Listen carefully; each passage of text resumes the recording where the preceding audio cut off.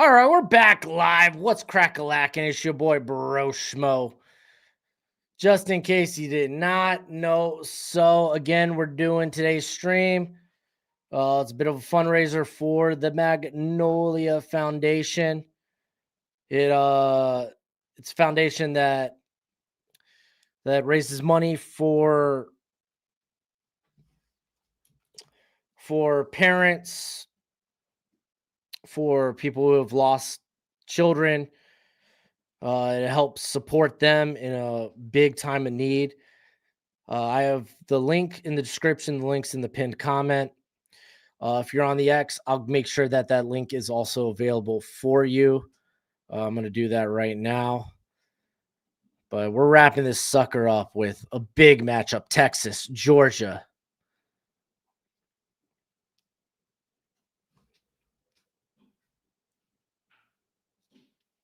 It's also my pinned tweet on X, or my pinned post on X. So be on the look for that sucker.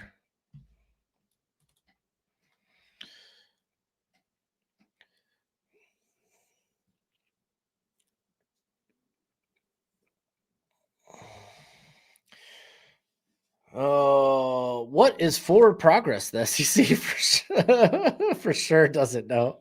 Dude, SEC officiating this year has been awful. Just awful, man. It has been the worst. But if you're on the YouTube, hit that thumbs up. If you're on the X, go ahead, hit the heart, share the stream, whatever platform you may be on. We could do a quick scatterboard, but Gojo's picks for this slate. He's got Coastal plus 3.5. He's got Purdue plus 16.5. They've been bet down to plus 14.5. And then he's going to take Georgia minus 6.5. I wouldn't touch the game. I'm just going to put that out there. I wouldn't touch the game. Oklahoma's actually 11 and Texas is 10. You have Texas 11. Did I have Texas 11?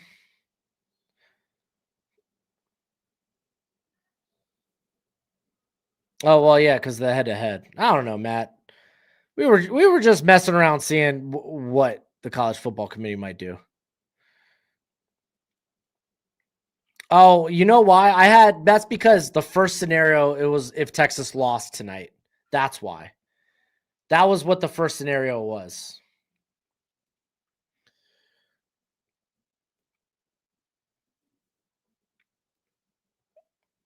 All right. So late in the game, East Carolina is just taking the lead, 31-27. Memphis, that doesn't cover plus 3.5, so Gojo could actually eat another L there. Golly, dude. That's a close one. Let's see if Memphis could do something. Late, we got Tulane. They're going to be going on to victory against Florida Atlantic. To be fair, though, I think Florida Atlantic was plus 17.5, so it ends up being a good get if you could get Florida Atlantic. Ends up being a good bet. That was one of the ones I was kind of on the fritz about. Tennessee's rolling. They're up 42-3. Wake Forest is up 21-9 against UNC. Florida International has taken the lead against Liberty 24-21. Coastal is currently down. High scoring game. Georgia Southern's up 28-17. We got a couple of games underway. Ole Miss is up early, 7-0 on Florida.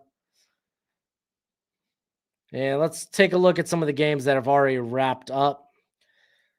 JMU, they destroy App State. Indiana, they win 31-7 against Wisconsin. Texas A&M, big comeback. They win 31-30 after being down at half, I think, right? 30-3. Oklahoma, biggest surprise, biggest win of the day, in my opinion. They win 23-21. Texas Tech wins 48-9 against UCF. You got Notre Dame. They handedly handle Pitt 37-15. Same with Miami. They're out there for style points. They win 41-7. Georgia Tech skates by, avoids disaster. They win 36-34 against against Boston College. USC setting up the big game next week versus Oregon. Best believe we're streaming that game next week. They beat Iowa 26-21. Michigan wins 24-22. It took a walk-off field goal to beat Northwestern. Virginia in the driver's seat to go to the ACC championship game. We are still 26 minutes away from kickoff, by the way, for Georgia, Texas. Virginia, they win 34-17. Navy, this was another shocking win, actually. They beat South Florida 41-38. Now, South Florida, they are out of contention, essentially. You got Arizona, they win. They beat Cincinnati, kind of a big win there, 30-24. Kansas State, they don't do much against Oklahoma State. That's kind of surprising. Oklahoma State's kind of been a walkover all this season. Oklahoma State coaching job also available. Kansas State wins 14-6. UConn covers 8.5. They win 26-16 to Air Force. UTSA beats Charlotte 28-7. Eastern Michigan wins 24-9 against Ball State. LSU, they squeak by Arkansas. Arkansas covers, though, but LSU wins 23-22. Tulsa, they beat Oregon State 31-14. Arizona State wins 25-23. Kentucky, they beat Tennessee Tech 42-10. Marshall beats Georgia State 30-18. North Texas glides by UAB 53-24. Missouri State, they win 38-24 against UTEP. New Mexico, they hang on. They beat Colorado State 20-17. Penn State wins 28-10 against Michigan State. Illinois, they win 24-6 against Maryland. Western Kentucky, they're 8-2. They beat Middle Tennessee 42-26. Nevada gets their first win in Mountain West play. They hammer San Jose State 55-10. 26 unanswered points for South Alabama. They beat Louisiana Monroe 26-14. Texas State, they make things interesting, beating Southern Miss 41-14, but Southern Miss still in line to play in the Sun Belt.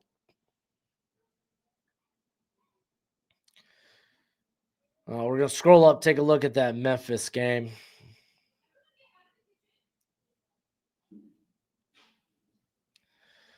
And I think I'm going to flip over to that Memphis game.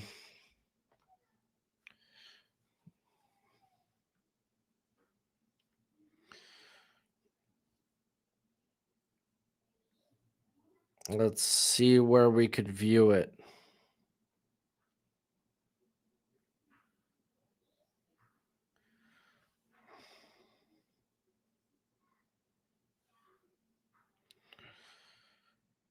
Well, don't mind me as I search for it, and then I'll get back to the chat.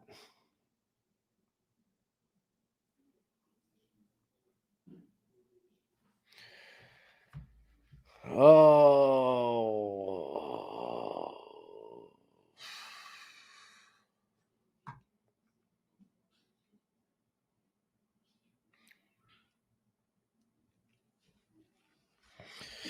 All right, so it's a 1st and 10 for Memphis. Where are they at field-wise? I think they're around their own 30. 16 seconds left.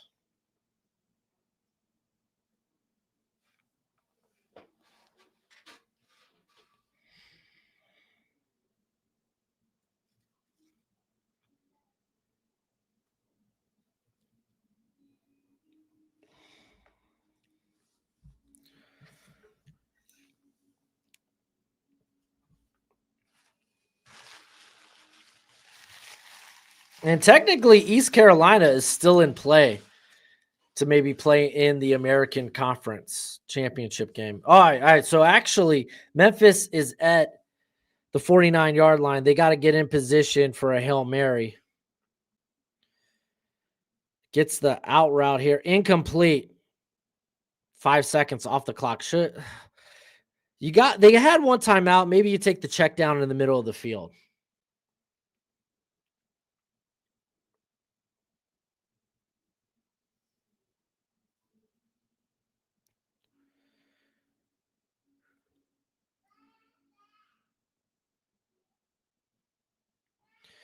All right, 11 seconds left. Kind of the downs don't matter anymore. They're at their own 49. And they're gonna get one out quick. He's tackled in bounds. He just gets to to the 49. They're gonna have to call a timeout, just throw one deep. Woof. About to see Memphis go down.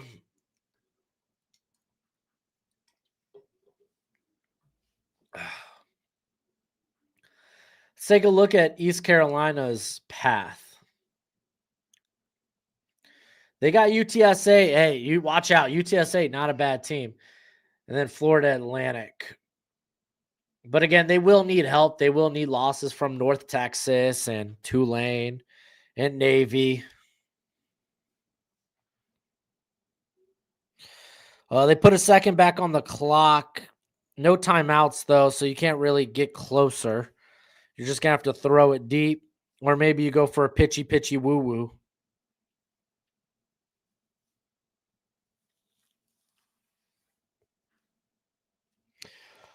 Luke, who's been your favorite player in college football this season? That's a good question. It's hard not to say Jacob Rodriguez, right? I was enjoying Hollywood Smothers, but he got banged up. Makai Lemon's my dude. I love Makai Lemon. I think probably Makai Lemon. Mateer was early on, and then the hand injury kind of derailed that. Omar Cooper, too. I love Omar Cooper. Golly. All right, here we go. Final play of the game for Memphis.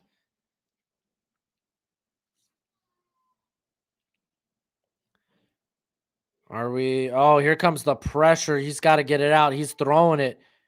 It is going to be short. It's going to be picked off. Eastern Carolina wins and covers, by the way. Gojo, what you doing? What's that?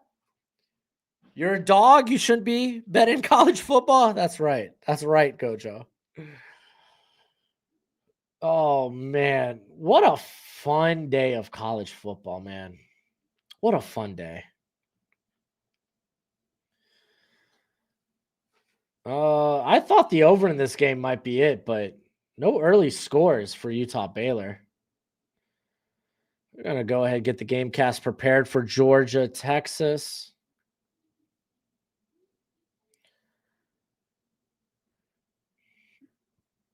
I think now I'm kind of keeping an eye on this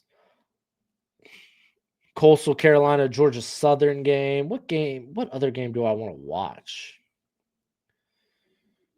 What other game do I want to pull up on my phone? Is it Utah Baylor? It might be Utah Baylor.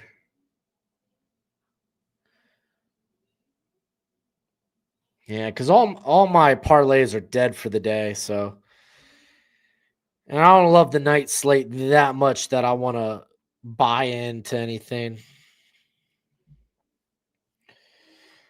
Gabe Akis is amazing. Probably a sleeper guy I need to scout. I've already scouted, bro.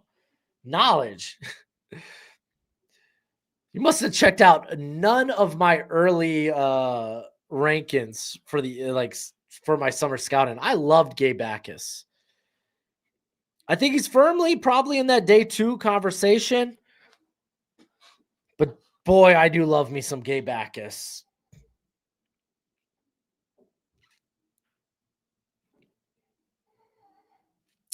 Dude, even my last edge ranking video, I talked about Gabe Akis. Paper Waves, Delaware? I don't think so. I ain't watching Delaware. Most people haven't checked out Akis. Are you sure? I feel like Akis was a name a lot of people talked about prior to the season.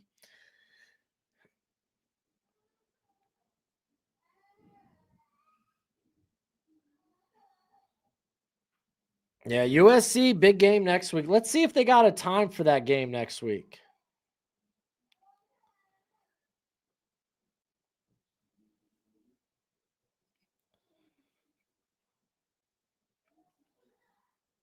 No, it's still TBD. Still TBD. Yeah, that's probably the one game I'm going to do next week. I would love to see the time for that though.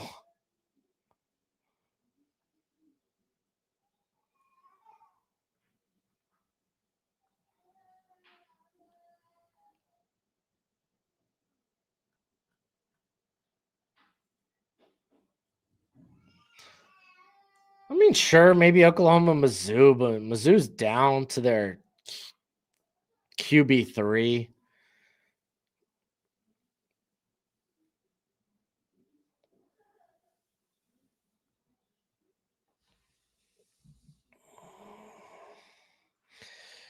Yeah, likely a night game, dude. Night game makes it hard for me to do next week, unfortunately.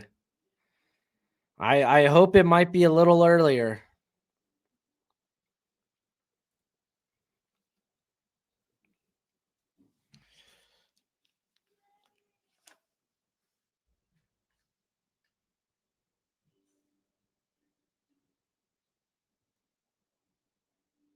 Missouri has some very good edge talent, dude. Straight up, bro, I've been talking about Mizzou's edges. Talked about Zion Young before the year. I think I had Damian Wilson in a stock report video, and then he was in my top 50 when I did my top 150. I don't know if Wilson comes out though. He's got some eligibility. We'll see.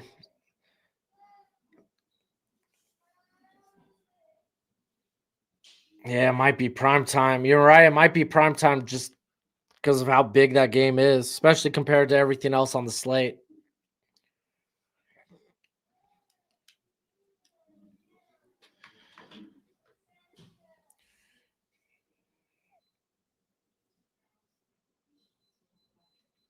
Uh, Zion Young, he shedded. So if you watch his film from last year, he shedded some bad weight. He got a little cut up, and he's way more sudden, way more twitchy. I'm not going to say he's like the most twitchy guy in this class. He's not, but he retained the power, which was a huge thing. He was. I thought he was a high floor player just because his ability against the run, but he really grew as a pass rusher this year.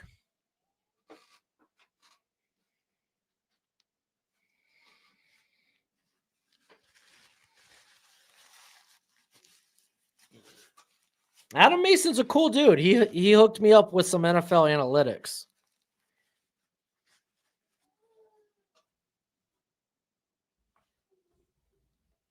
I gotta thank that franchise guy. He has hooked me up with so much in terms of being able to acquire film and stats. Marcus is amazing. I freaking love Marcus. Can't wait to have him on the channel again. Can't wait to see him in Mobile.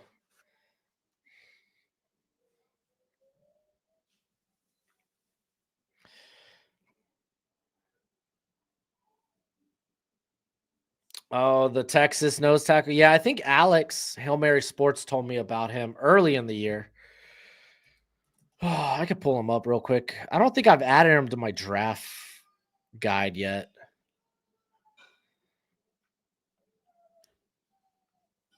I have to go and look. Keep an eye out for him this game too, actually. I mean, we are doing the Georgia Texas game, so should be on the radar.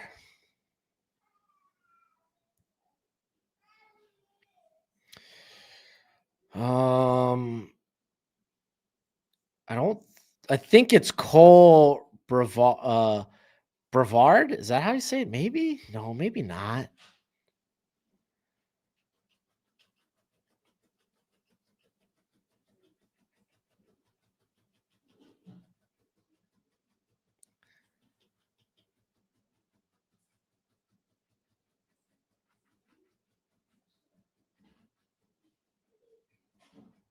But I feel like it is Cole Brevard.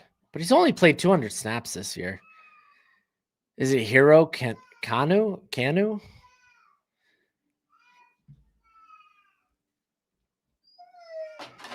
All right, Gojo, let's get you out. Oh, look, we're already talking fantasy up in here.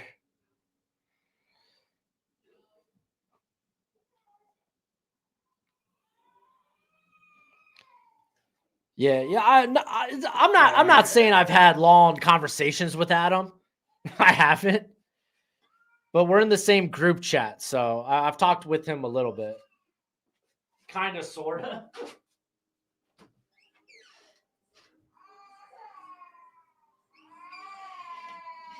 Dinner? No, why was that? What is it?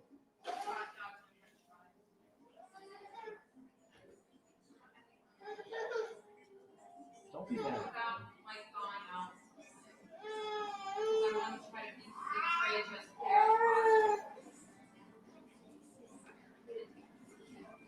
You want to close the door for me, buddy?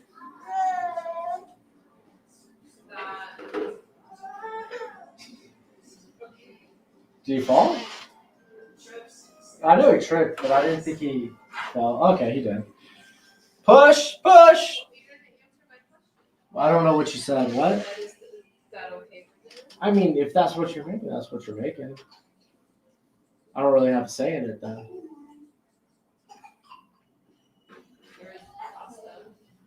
Yeah, but there's nothing to go with it. I crush extra. Here you go. Push it, buddy.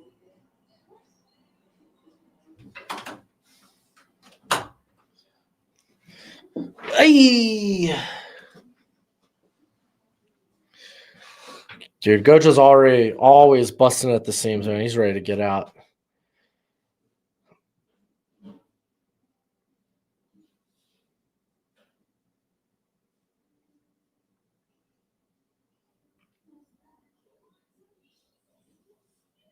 Yeah, two different chats going on. Trying to figure out dinner. So Utah just put a score up on the board. They're up 7-0.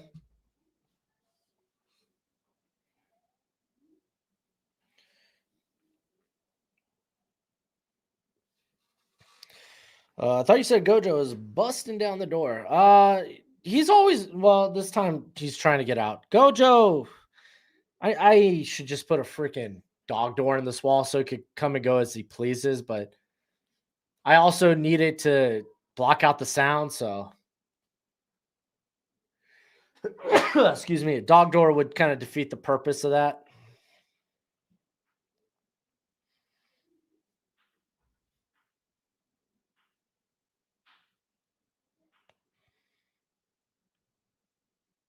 All right. If you're on the X, hit the heart, share it. If you're on the YouTube, hit the thumbs up, share it. Look at that, dude. Cole Brevard. Okay, so that is the cat. Okay, that's the dude Alex told me about, but he's only played 200 snaps this year. Let's see. Well, I guess technically he is eligible for this class. Not just eligible, he might be out of eligibility, period. Played at Penn State, played at Purdue for the last 3 years. So I probably should just add him because he's going to be part of the whole draft cycle.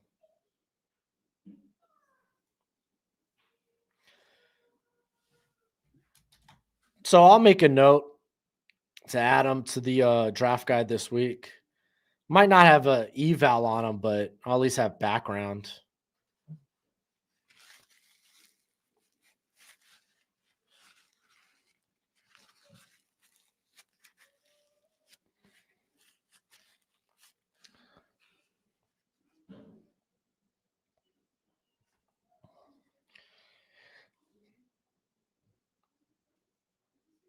Yeah, NIL. Yeah, I heard in the late parts of the draft. Yeah.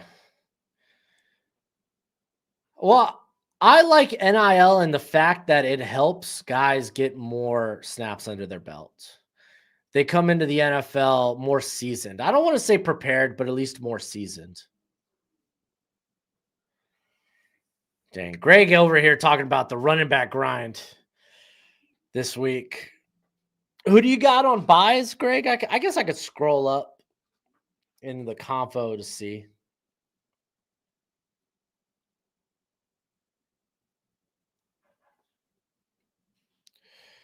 Oh, next week's going to be rough. You got Vidal and Harvey on bye. Bucky's been hurt. Yeah, that is rough.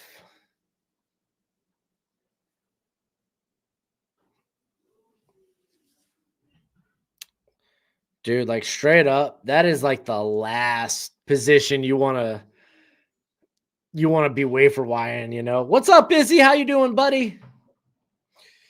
Knowledge, agreed. NFL is gonna have to change the third round back pay scale to kind of guys getting 3 to 5 million to stay. Well, shoot, what? How many guys did we get in the that got drafted in the top 50? Those early second rounders that got fully guaranteed contracts.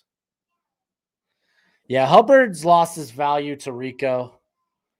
It's rough out here if you're a Chuba Hubbard fantasy owner. It's even more rough if you're a dynasty owner of them. Not saying that I am, but I am. I think I have them in like 2 or 3 dynasties.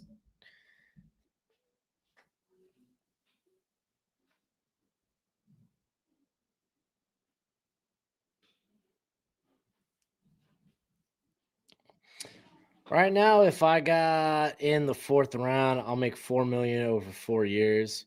If I go back to college, I get 4 million for 1 year. So yeah, it's gonna affect things. Yeah. But I mean, hey, you're getting these athletes paid earlier. I don't mind that. Everyone's got a shelf life when it comes to how long you can play the sport. So I don't mind these guys getting paid a little bit earlier. I actually like it. NIL has given the college football so much parity. These blue blood schools aren't nearly as deep on the roster as they used to be.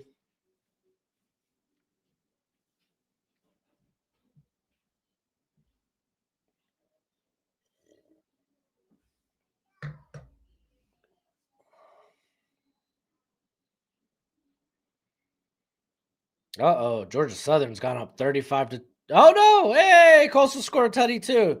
Neither team could stop each other. That's great. I love it. Maybe I should have just taken the over in that. Yeah. Washington just got a tutty.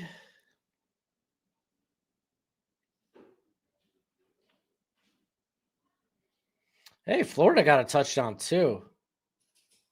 Don't look now.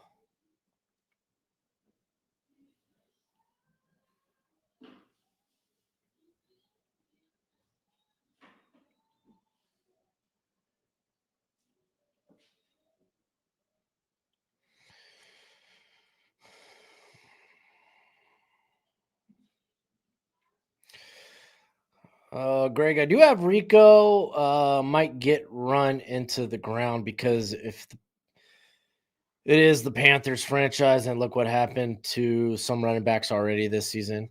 Yeah, but I mean, give me the volume. Knowledge. It will help you sort through who loves football for sure. Oh yeah, 100%.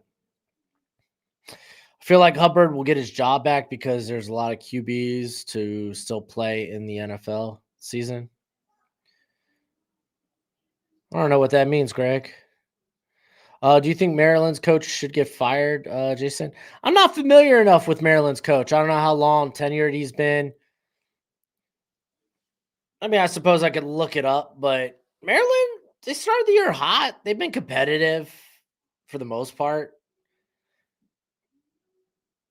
Hey, Utah just put another tutty on the board.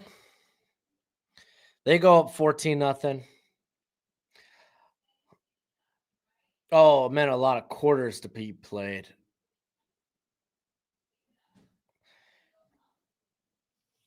Yeah, well, Rico's going to be a free agent too. So again, I look a lot at the dynasty aspect. Locksley, he's been there for 7 years. I don't know, but is this the year you really want to get into the coaching carousel?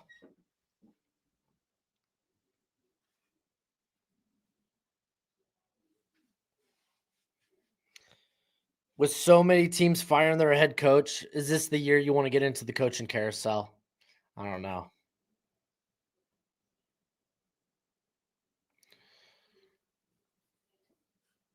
Yeah, Rico was a little banged up, but it didn't. he didn't. I don't know exactly how he looked in the Saints game, but I remember the week prior it didn't really matter much against Green Bay. He was banged up, but he was like, "Nah, just hand me the football, I'll get a tutty."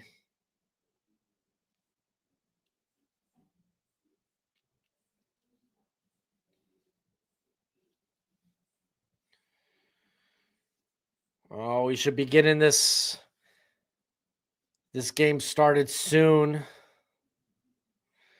Both teams have entered the stadium. They have entered the arena. Did you know that James Franklin was an offensive coordinator for Maryland back in 2010?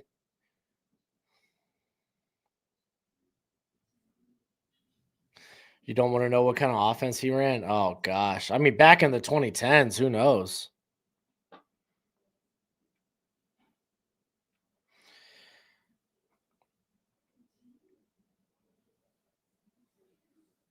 I think I might end up switching on the second screen to Florida Ole Miss because that game's starting to look like that. It might get a little lively.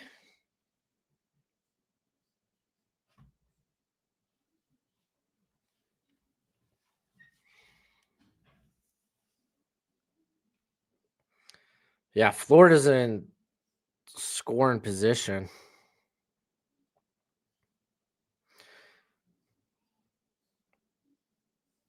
There's a flag on 3rd and goal. They got Lagway out there playing. I heard rumors he might not start the game.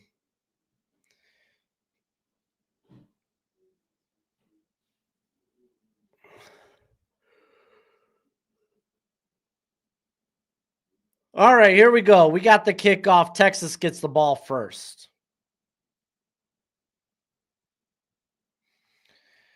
What game are we on right now? It's Texas, it's Georgia.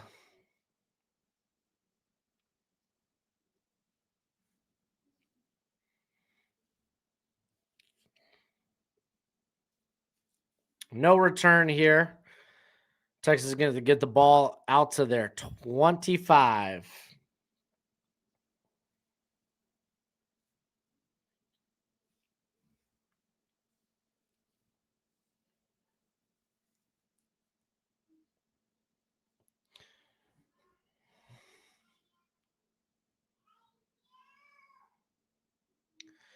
All right, here comes Arch.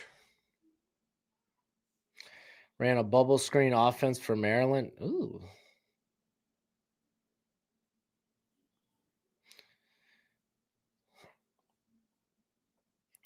All right, 1st and 10. Tight end in motion. We're going to get a quick screen.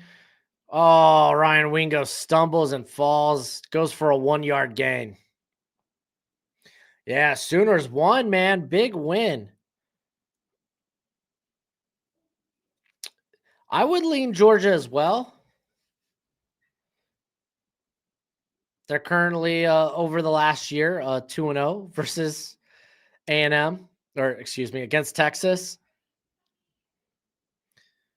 All right, you got a man in motion. Arch dropping back. Here comes the pressure, the blitz. He gets it out quick. That's DeAndre Moore, baby.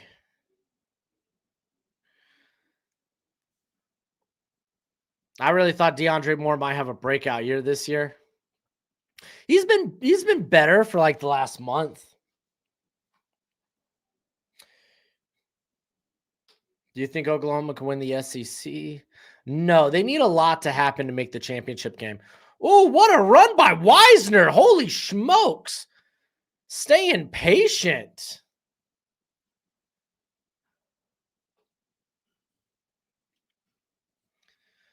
Nice 16-yard run. Yeah, Georgia Tech barely won today.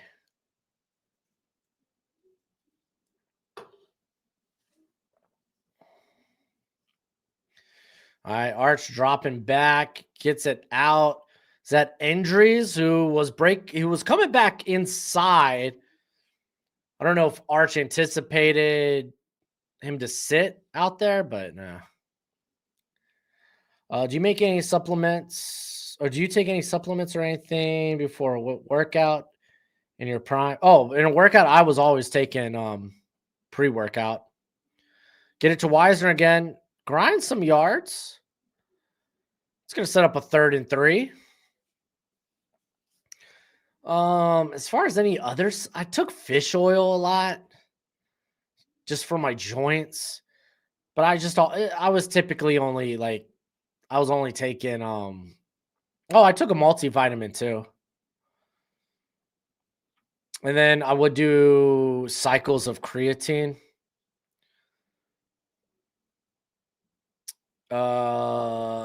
Pre My favorite pre-workout though, I think was Jekyll and Hyde. And then they redid the formula. No, no, it wasn't Jacked 3D. I think it was Jacked 3D. But then they redid the formula. They like took they had an antidepressant or some chemical that acted as an antidepressant out of it. And then it never hit the same. I've taken um a ton of different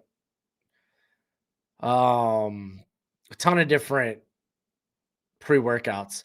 They give it to CJ Baxter, who was lined up at fullback, who picks up the first down there.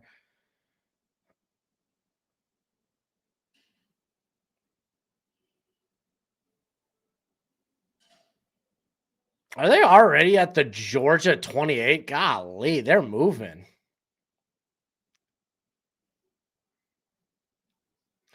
Dude, turkey on Thanksgiving. If you're not gonna eat turkey on Thanksgiving, I think there's something wrong with you. I think you're just going against the grain just for the sake of going against the grain. Greg says, I believe watching college football does help with scouting for fantasy football when they are rookies. Yeah, and if you play Dynasty.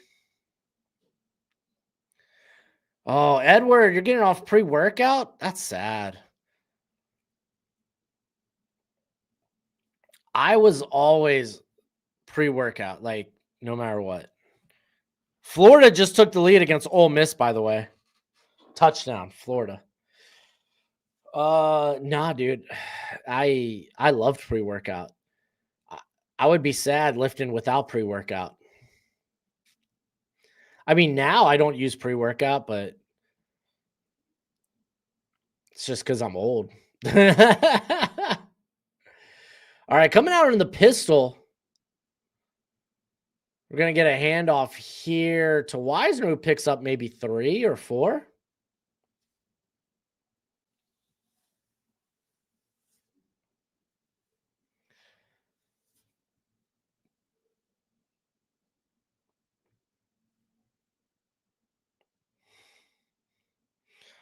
All right, a little end around. I think that was still with Wisner too.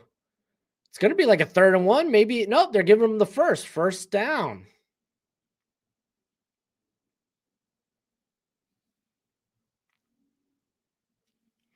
Yeah, I like Jalen Husky too. He's a pretty nice safety there out of Maryland.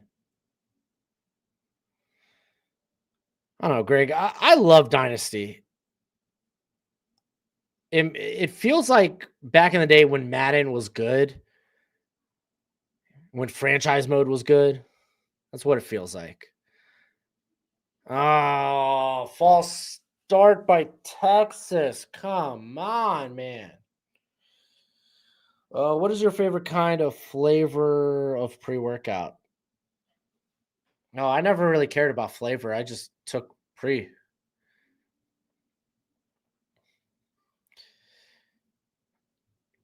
I used to do red line, and red line had like a firework or wild berry that was pretty good. Greg, you could go to Sleeper to do Dynasty. Sleeper's a good app to do Dynasty. Empty backfield. Here comes the pressure. Arch steps up, dumps it off to Wisner, who's out about the 17. I think they're going to say he's down at the 16. So 2nd and 8.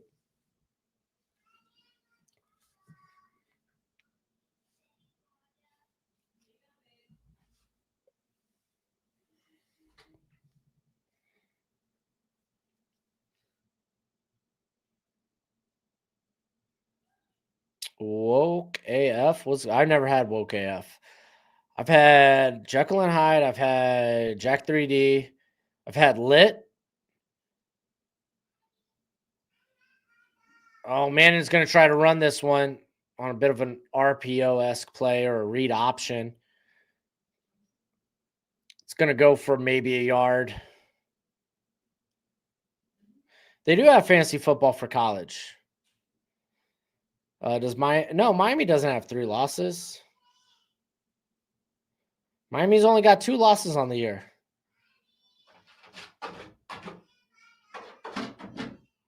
There's Gojo. He wants to get in for this big 3rd and 8.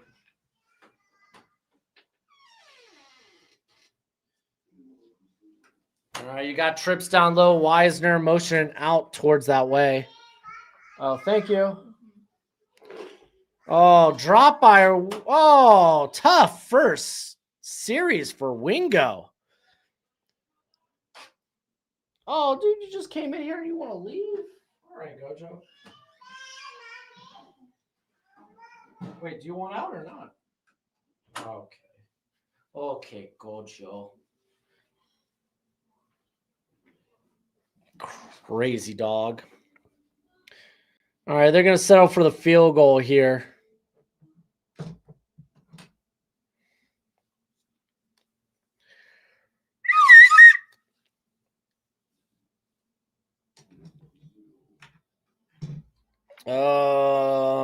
Yeah, I got Ephesians Prysock. I think he's kind of he's a mid day 3 guy for me. I've kind of just really checked in on him. I need to go back and actually give him a full watch. We'll get there. Simple dinner tonight. Hot dogs and fries, baby. USA. USA. USA. Yeah, Ryan Wingo, tough series. You should do a video on best small school projects who could be big pickups in the portal. Transfer portal videos really don't do it for me. At least in terms of views, I could give it a shot. People like small school prospect videos for guys eligible for the draft or that are already coming out.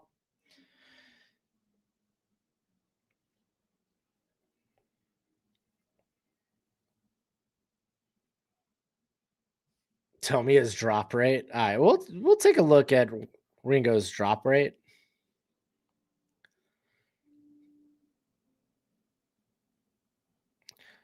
Ryan Wingo currently has a drop rate of 11.4%. For context, typically a high drop rate's around 8 to 10%. But drop rates also, like when it comes to actual like trying to figure out if a guy, does he have drop problems or not, you typically need a multi-year sample size because drop rate fluctuates. And I mean, again, film is keen.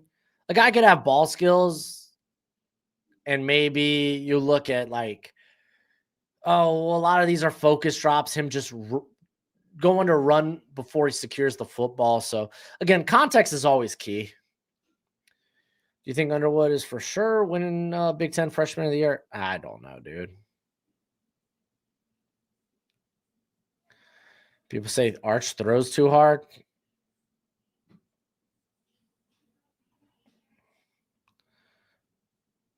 If he throws on target, catch the freaking football. I don't care if he's gunning it or not.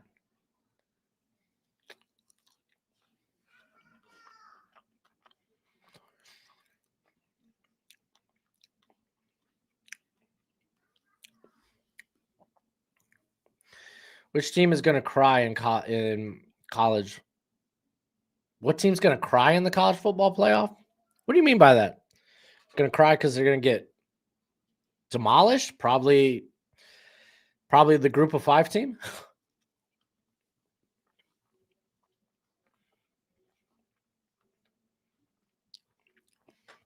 6 drops on the year for Ryan Wingo.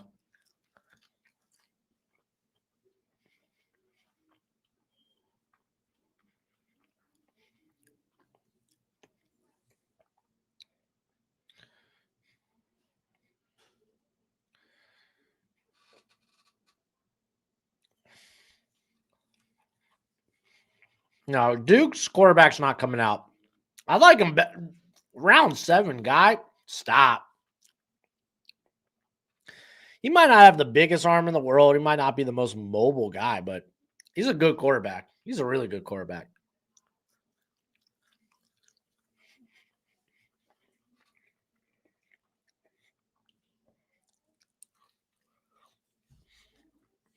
Dude, Florida's defense has come to play today. Golly.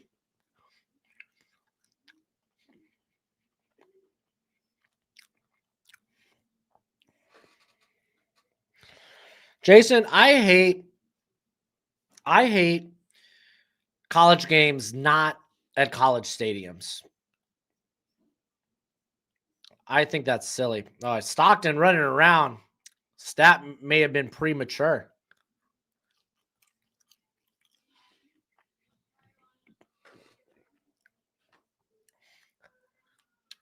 Like these neutral site games piss me off. Forcing college football fans to travel, I think is silly. It's stupid. Give me these true home games. I think it's fine. You have neutral site games in bowl games. It's fine. It's whatever. During the season, I think it's stupid. Oh, Gunnar Stockton with a nice run. 20-yard gain.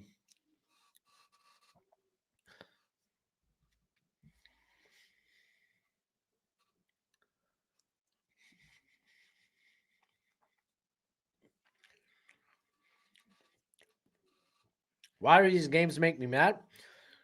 Because nothing beats a college football environment at a home stadium. Raucous crowd forced the visiting team to travel.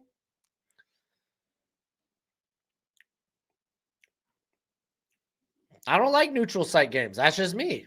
They get it out to Branch, who picks up maybe 3.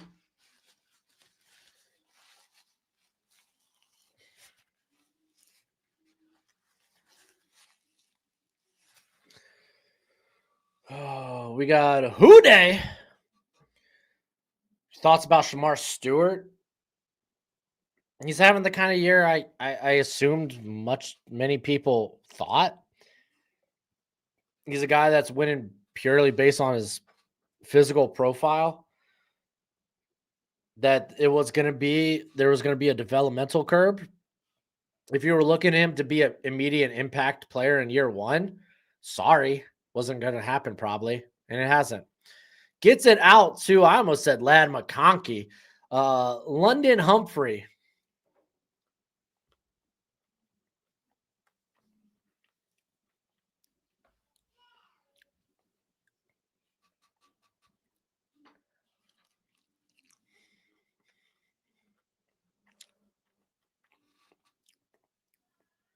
Oh, Humphreys, plural. Excuse me.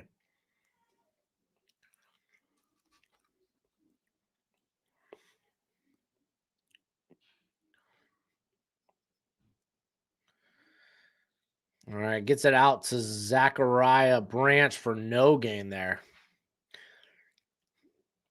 Good wrap up by Malik Muhammad. Dude, I don't follow FCS like that. I'll watch FCS games after the season for prospects, but I don't watch FCS like that.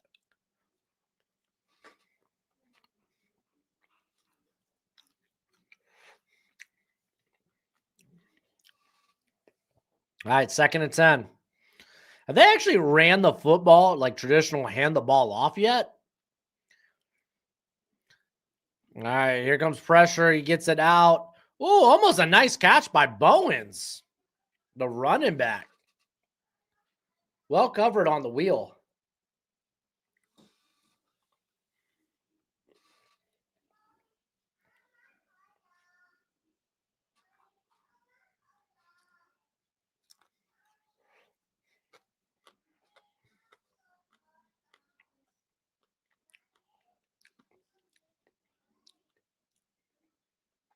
Do I watch Inter Miami? I have no idea what Inter Miami is.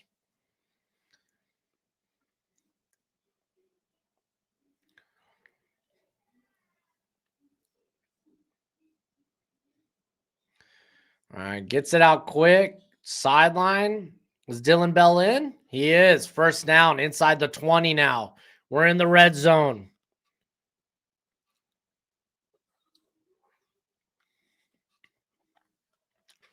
Oh, I don't watch soccer. I don't watch soccer.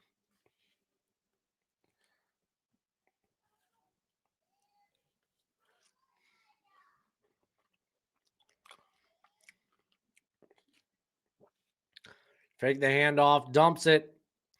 It's a screen to Branch, who's picks up maybe a yard. It's going to be 2nd and 9. All right, touchdown, Ole Miss. Long run after the catch from Striblin.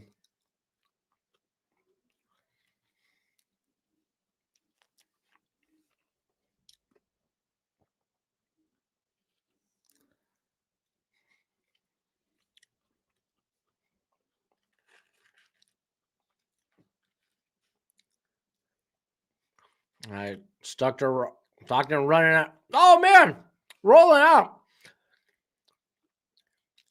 And he gets it to Noah Thomas for the tutty. Georgia on the board. Touchdown.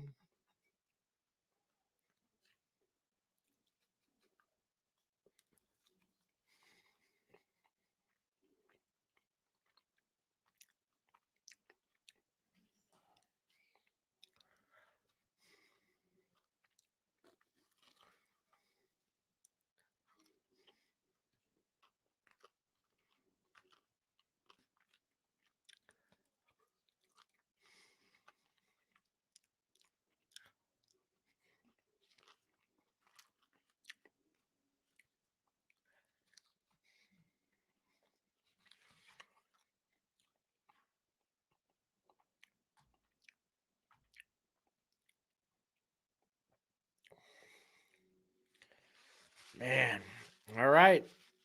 Arch and Company going to get a chance to answer, hopefully with not a field goal this time, right? Can the Pats make the AFC? Absolutely, they can make the AFC Championship game. We just saw Washington last year in the NFC Championship game. Do you think Lions could take Christian Miller in the first round? I don't know if I like the idea of them double dipping back-to-back years with defensive interior players in the first round, especially when your edge position is outside of Aiden Hutchinson a problem. So, all right, I'm going to partake in these hot dogs real quick. Don't judge me.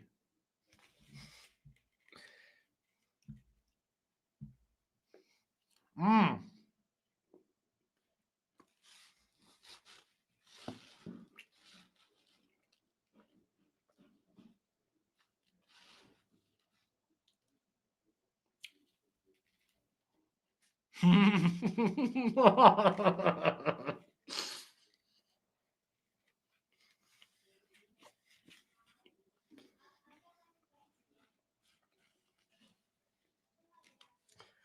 Dang, Sangy, dude. I was waiting for someone to comment about the glizzy.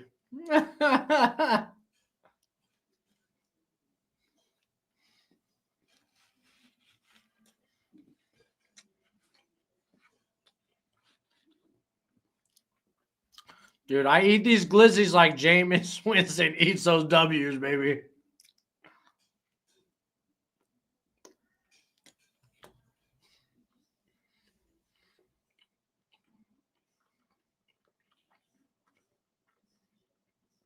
That is indeed good news, Skater Boy.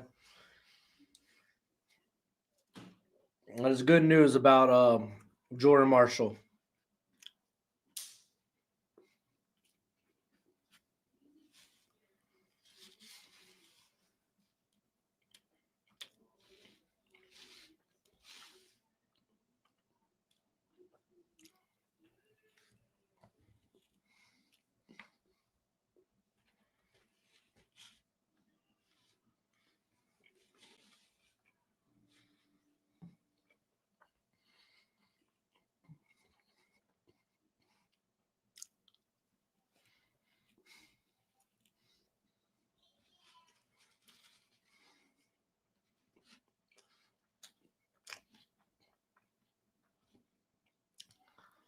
Mm.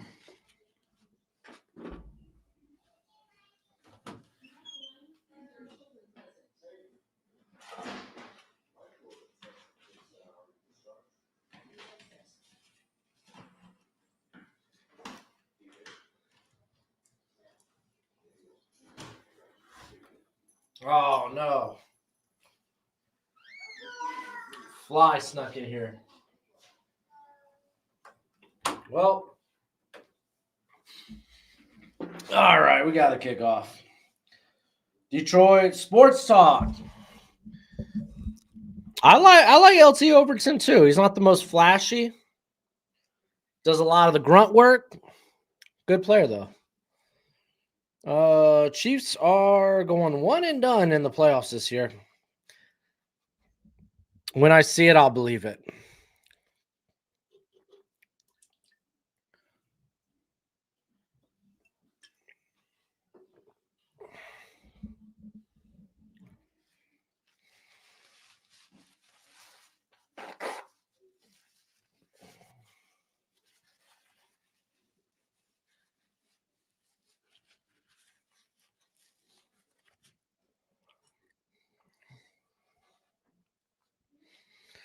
All right. Let's do a quick scuttlebutt. Hit the refresh. Liberty, Florida International are tied up. Are they going to OT? It did say end of the fourth quarter, but now it has 2 minutes. Coastal, they're down 8 going into halftime. Georgia Southern up 35-27. Ole Miss is up 17-14 on Florida. Utah's up 21-7.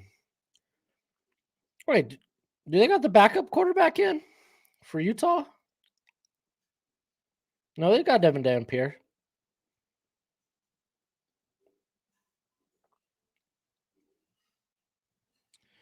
Bird Flinklin just came in for a reception or for a rush, I guess. Washington, they go up 14-0. I'm assuming Jonah Coleman's out for this game. Yeah, it looks like no Jonah Coleman, which sucks. I like his solid running back, but man, it's been kind of a rough last 3 to 4 weeks for him. Delaware's up 10-0 on Sam Houston. Utah State's up 13-10 on UNLV. Ohio State's up 10-0 on UCLA. Well, we're doing that game. We got no score in the Florida State Virginia Tech game. Missouri's up 7-0 or 7-3 on Mississippi State, excuse me. Kennesaw State, they're up 7-0 on Jacksonville State. And those are the games currently underway.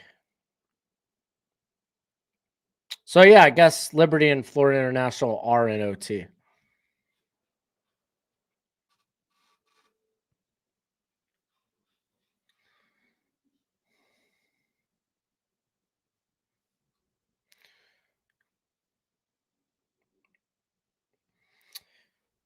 Mississippi State and Arkansas belong in Conference US. No, dude. No.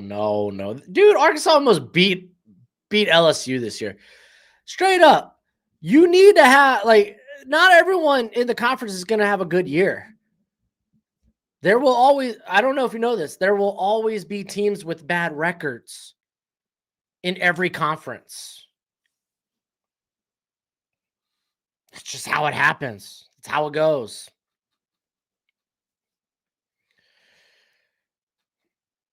Dude, I loved the Senior Bowl at Southern Alabama. I love that facility. I love that stadium. I don't care. I think it's fine last year. It's too small. I disagree. I think it's the perfect size. It allows you to actually, there's some intimacy there where you could actually connect and talk. Oh my gosh, what a tackle. Jones slamming down Ryan Wingo. But I like that everyone is kind of like within talking distance of one another. You get a good view of the players on the field. I 100% disagree. Bigger stadium? Ew, disgusting. I want no part of it. Baxter going to be out just before the first down. It's going to be like 3rd and 2.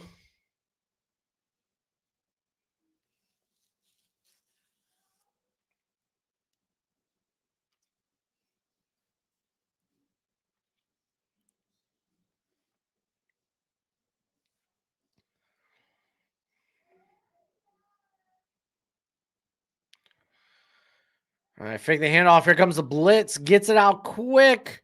But Andrews is knocked behind the line of scrimmage. Big stop by the Georgia defense.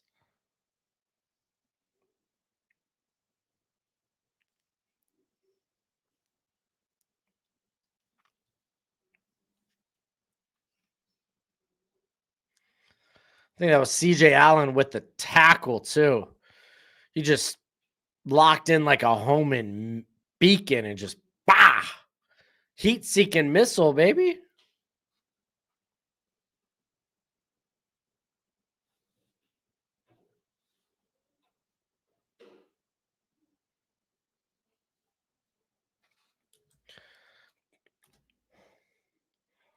Well, false start.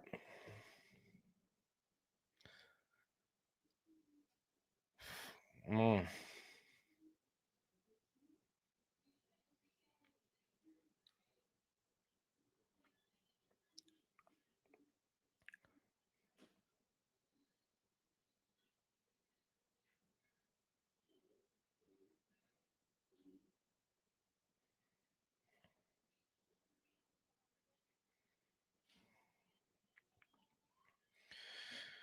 All right, we're going to get a fair catch at about the 34. Georgia's going to get the ball back.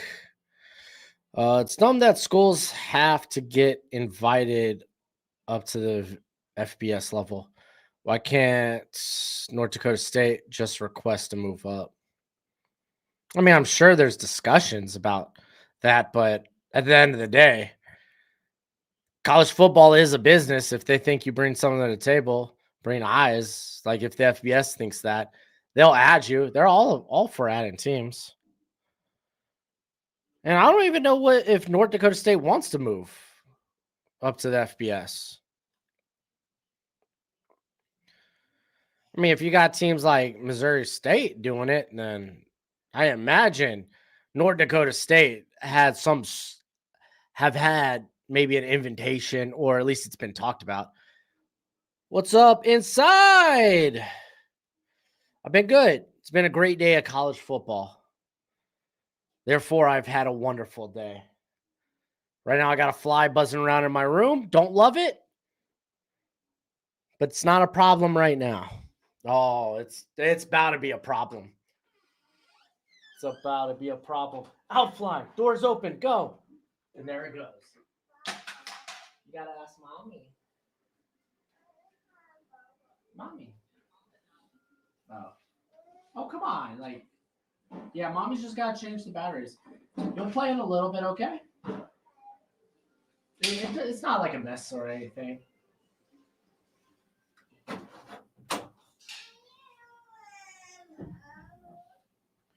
All right, we got 1st and 10 after a 7-yard gain by oh, they dump it down. That's Oscar Delt. You gotta ask mommy. You can't ask me. Daddy's working right now. No. Missy. Here, go ask mommy. All right, we got 2nd and 4 after the Oscar Delp catch.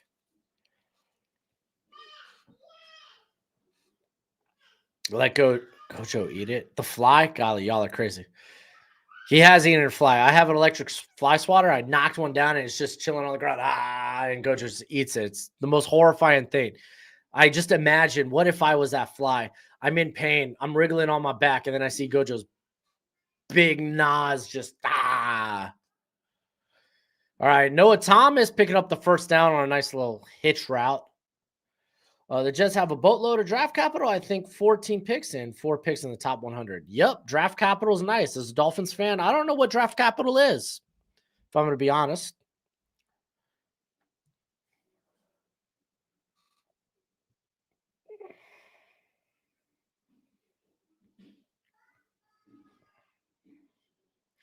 All right, that's the end of the first. Let me catch up with the chat because I know Jason's got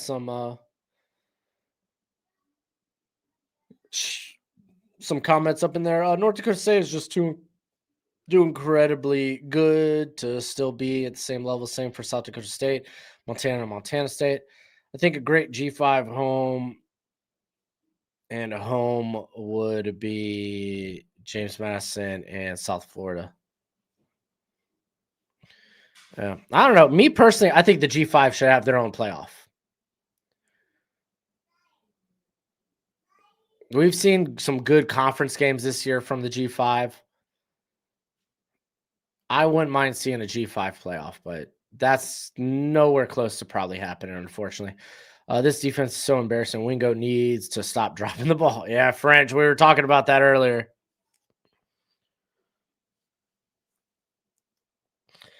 So Florida's gone up 21-17. Oh man, Florida making it a game. They're still playing with some life this year. You love to see it.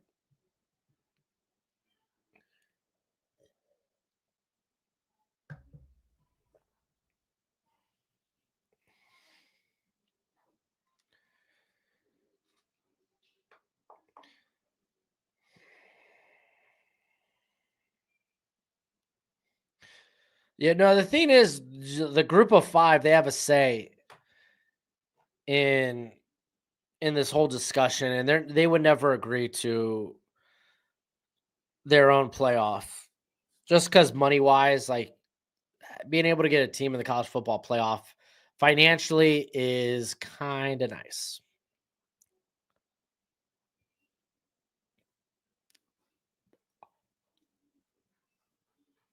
What happened to that Ole Miss defense? They lost a lot last year.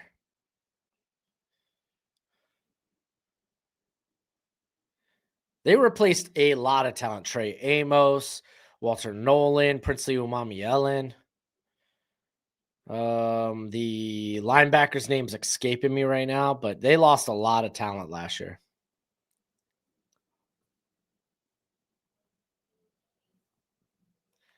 But Ole Miss is second and goal right now. French, he says, secondary is so dang trash. Anthony Hill has to be more aggressive. Stark has to draw a place for Mosley and Parker and Jack and maybe a quarterback scramble. Wow. We're a lot of different places there.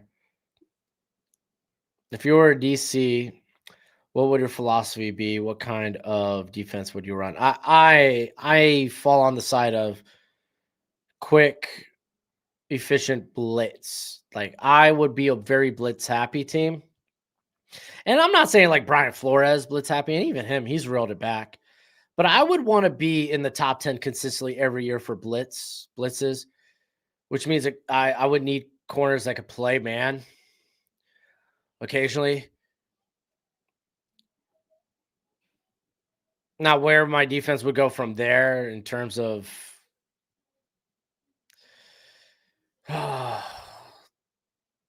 like formation wise, could be a variety of different places, but that's what I would want my defense's identity and philosophy be, especially on third down. That fear of me bringing in the house. Man, Stockton delivers across the middle to Zachariah Branch, who uses speed to get inside the 10. Oh man, let's go. Watch out. Mississippi State also score. Ole Miss just scored a touchdown as well. Oh, is that Striblin? That's the second tutty of the night. Good for him.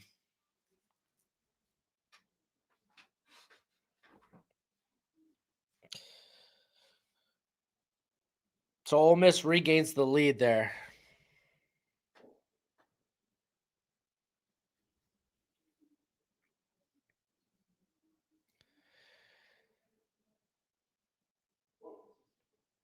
All right, Stockton dropping back. He's throwing it up. Wanted to get it to Lawson Lucky.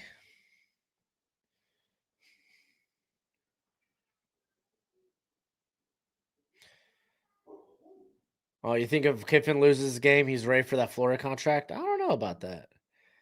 I hate that Laporta went to AI. Luckily, our offense is really good, though. Yeah, must be nice. Lions to receive comp pick for DJ Reed because of him being hurt. He's out till Lions play Denver longer. Huh.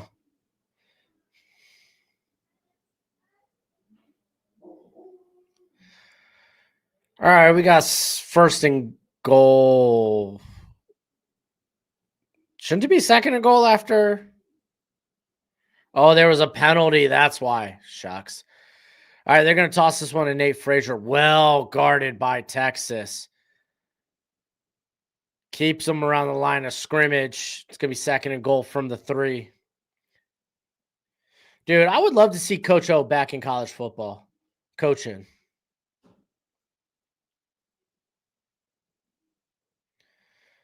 I don't know if Branch's brother is the starter, but yeah, no, he is. He's on the Georgia squad.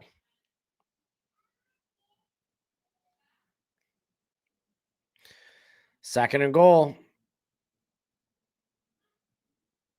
Lucky in motion. Lined up there with Delp.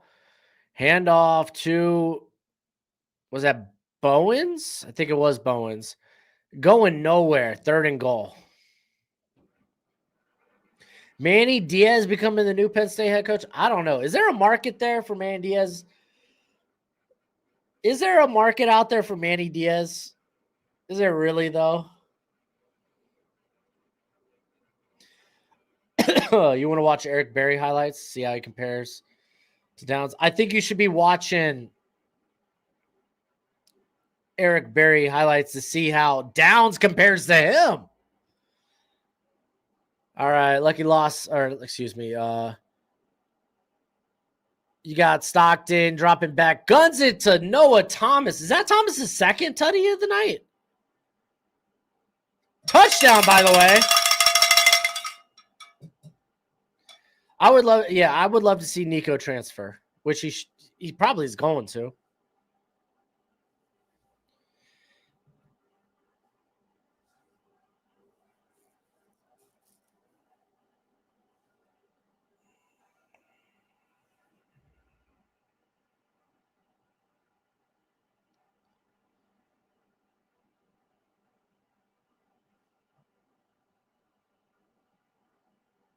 All right, we got 14-3 ball game, baby.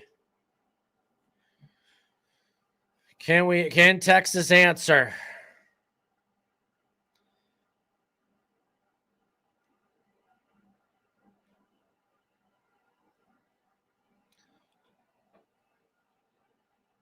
All right. Let's wait, see if we get an update. ESPN looks like they're a bit behind on their scoreboard. Have you heard of? No, but I have not heard of the Western Carolina QB. Side note, hey, today, this stream, right now,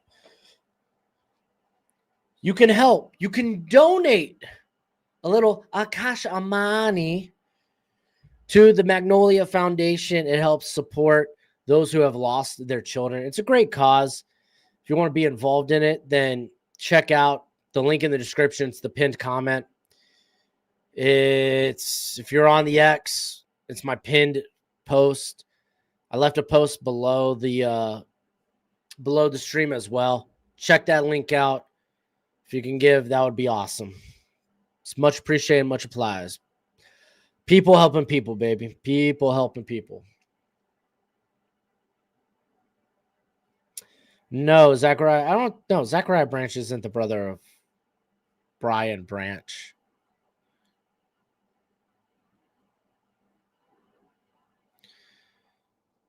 Though I do think he's got an interest in uncle or something, right? Let's see. His brother Zion played with him at USC. He's currently at Georgia. His father, Sheva, played fullback at San Jose, and his grandfather, Cliff, played wide receiver for the Oakland Raiders. And he's a member of the Pro Football Hall of Fame. So yeah, there's your lineage when it comes to Zachariah Branch.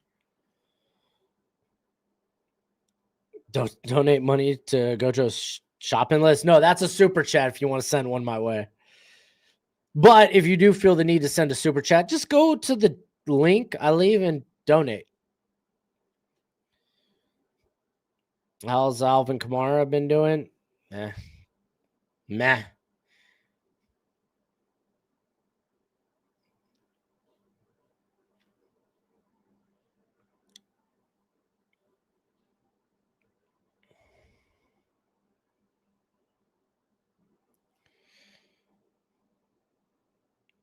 Oh, Ole Miss didn't get the touchdown. They got the field goal? Oh, I guess there was a flag. They're over here still discussing things. See that the game's 21-20 right now.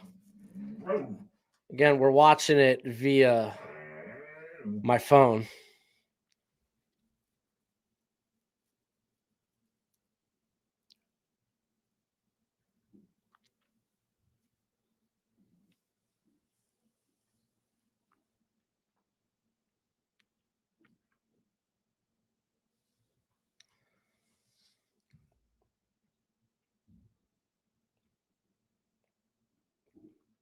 All right, we got a kickoff here.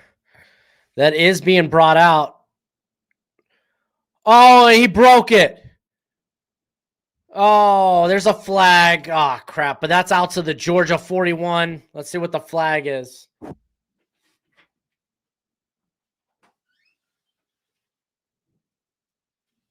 Block in the back. Come on, man.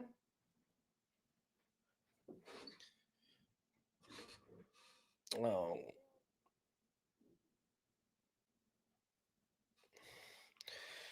How come all these NFL legends went to small schools? Well, that was back before the time of blue bloods.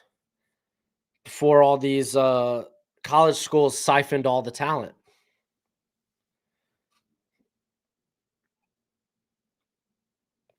Yeah, I guess it was flagged. So yeah, Ole Miss down 1.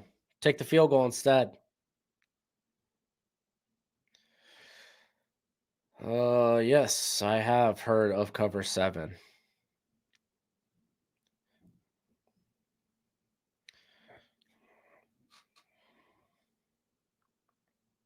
Have you heard of cover 6?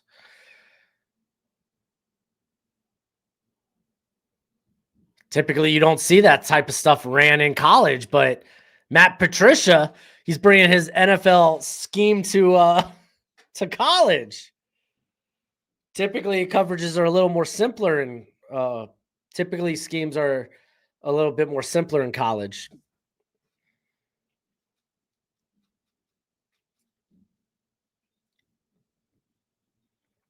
Yeah, you got another holding call here on Texas. Jeez.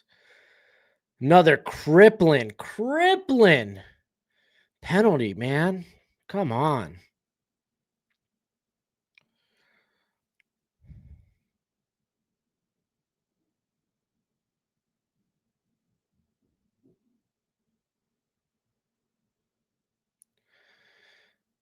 And Arch throwing. Oh, gets it out there. That's Mosley who's out across the 40. Big gain there. Just seeing Twitter, Mississippi State ran a play with 2 quarterbacks. Oh, that's kind of cool. Now, did it go well? Do you think Fisher could play strong safety and have success? Who are we talking about? Fisher. Aiden Fisher? The linebacker? All right, Arch dropping back again. He's going deep. Oh, no, Wingo dropped him. Dude, that ball did hang. It hanged what seemed like forever. Wingo played it well. Dang, dude. That should have been a catch, though. That deep ball hanged like hell, though. Oh.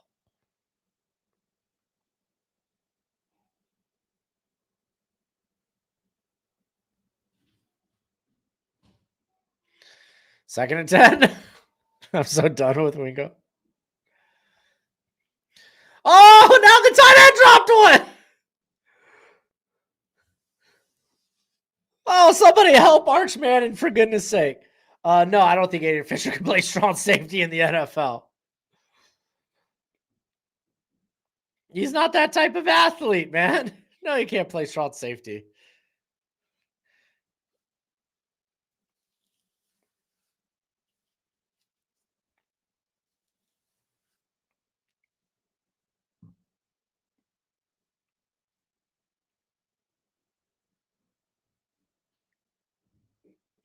All right, 3rd and 10. Here comes pressure. Arch gets it out through the hands of DeAndre Moore. Now, I do need, I want to see a different perspective before I call that a drop.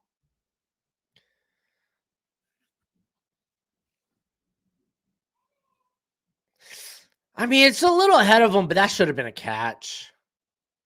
That is a super. Oh, that should have been a catch.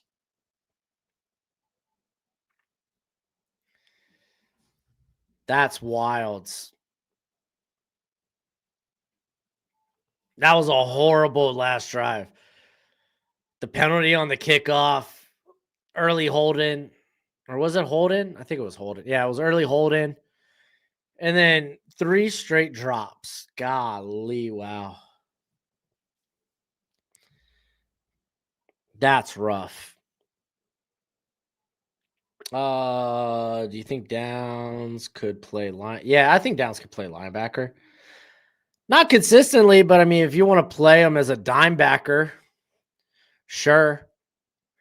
The dude's got insane physicality.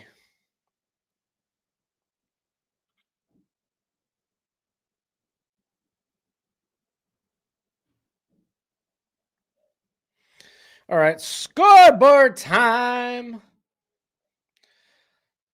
Is that the refresh? I'm curious what the over under for this game was because I think they hit it. Georgia Southern's up 42-33 on Coastal. You got Florida up 21-20 on Ole Miss. Utah, they're up 28-10 on Baylor. Oh no. Purdue, you were a covering machine. What happened to you? My parlays are dead. Why do I even care? Washington's up 21-0. Sam Houston, they tied it up. It's 10-10 with Delaware. Utah State's up 13-10 on UNLV. Ohio State's up 17-0 on UCLA. Florida State's up 10-7 on Virginia Tech. Mizzou, they're up 14-10 on Mississippi State. You got a tied ball game with Jacksonville State and Kenshaw State. Just had an interception in the Missouri-Mississippi State game.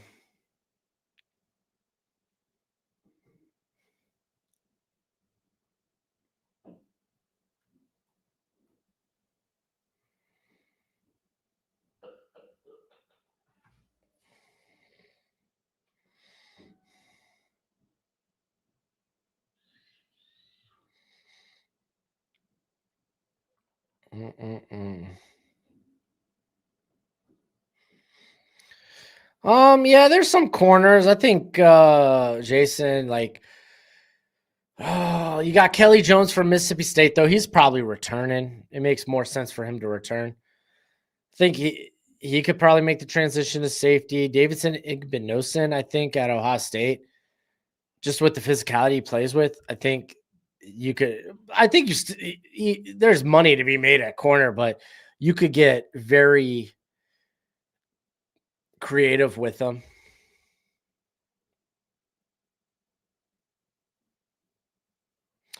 Who do I compare Ruben Bain to? I think a good comparison I heard was Justin Houston. I think that was Mike Renner's comparison. And I kind of like it. I kind of like it a lot.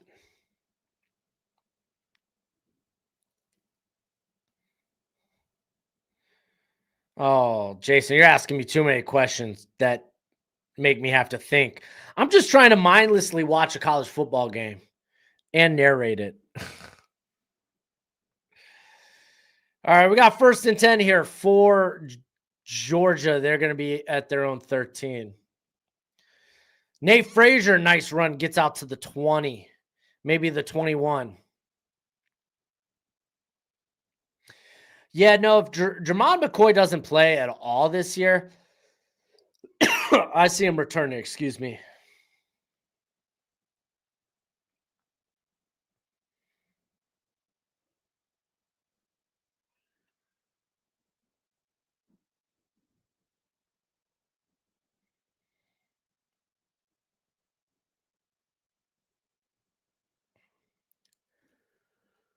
And we're going to get a quick pass out to Zachariah Branch, who's going to be close up first. It's going to be 3rd and 1.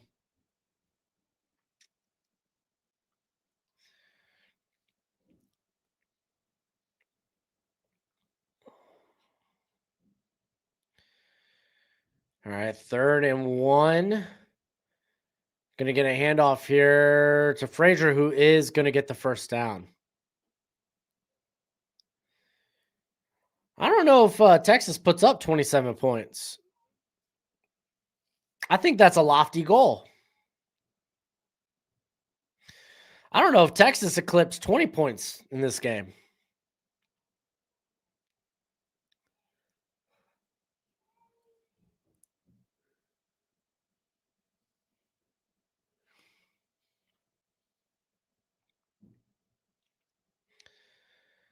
We got Branch in motion. They're going to hand it off here.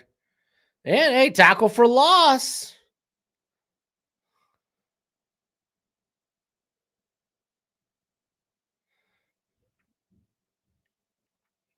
It's going to be 2nd and 11. Oh, yeah. Bowen should have cut that back inside.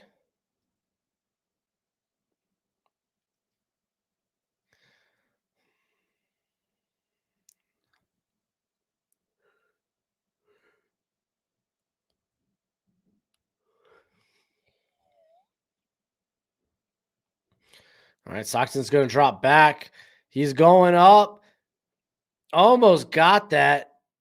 I don't know who that was. Elias Williams.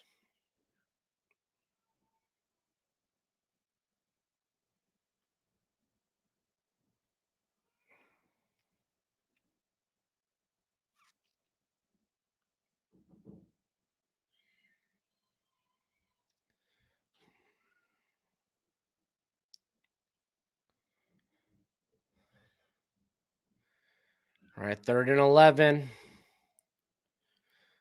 Down at their own 22. Okay, they're just going to get a quick one out to Cash Jones. So they're just going to punt this sucker away.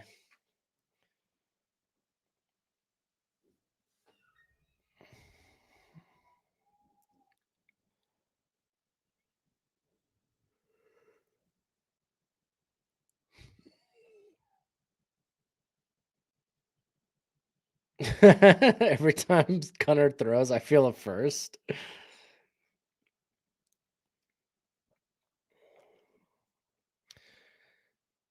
All right, here comes the punter from their own 29 and timeout.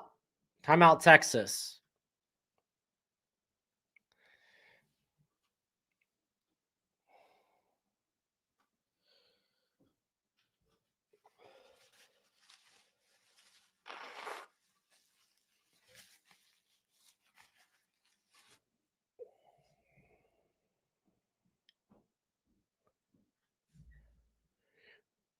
Oh, Mr. Taters. Bears need to draft Jeremiah Love. Man, good looking in position for him.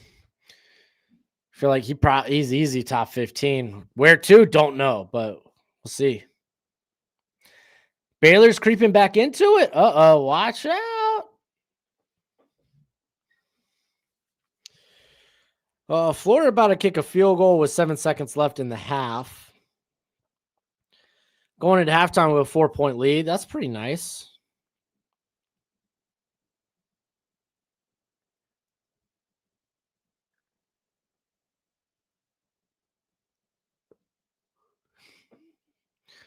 Man, they're showing like full block, but bring guys back. It's gonna be short punt. And I mean, honestly, I think they'd rather just not get returned. So we'll be down at the Texas 30.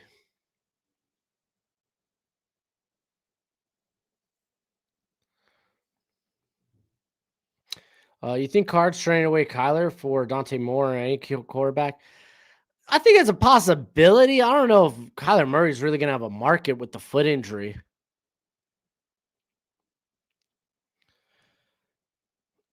And Florida nails a field goal. They go up 24-20. Dude, Greg, you're ready for a nap, dude. I'm wearing down, bro, and I've been sipping coffee all day. Dude, the minute this Georgia game is over, and I mean Georgia game, dude, I'm hitting the hay, dude. I'm going to bed. I'm tired. It's been a long day.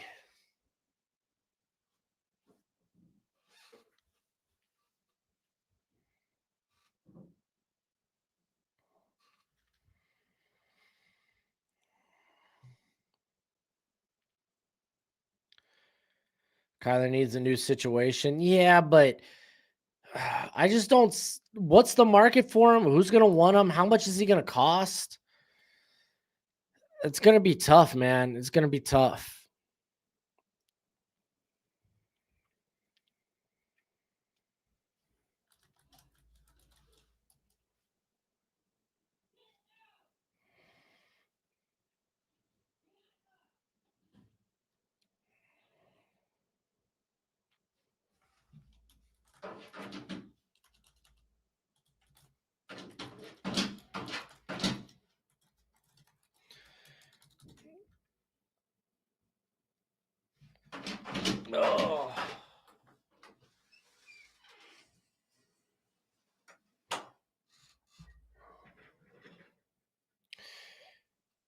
Oh. What do I put in my coffee? Just like French vanilla creamer. That's it. Nothing crazy. Hey.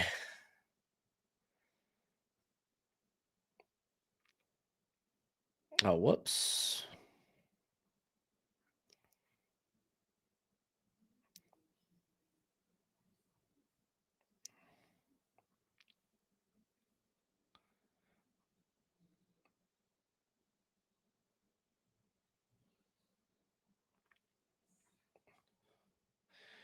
Wait, French, I want to show you something. Greg, no, it's not disrespectful to go sleep in my stream. Do it. Send it. I want to show you this tweet I just put out.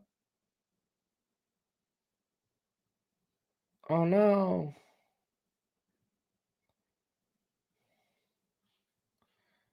Maybe not. Hold up.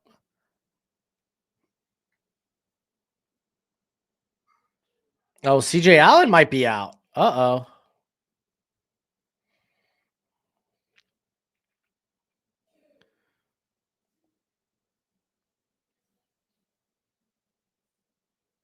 Why is it showing like... Oh, nice play by Wingo. All right. Let me see if I can pull up. I just put out a tweet that I thought was pretty funny.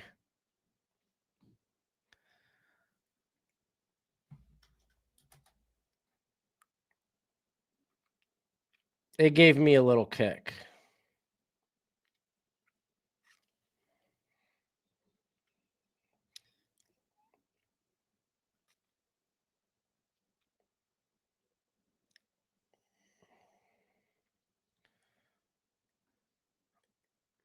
Aye. Watch this.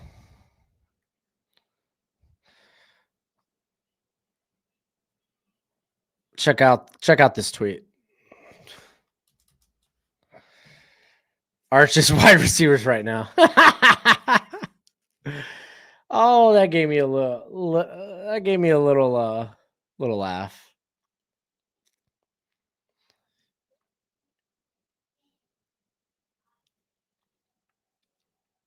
Yeah, that's a hold by Mosley.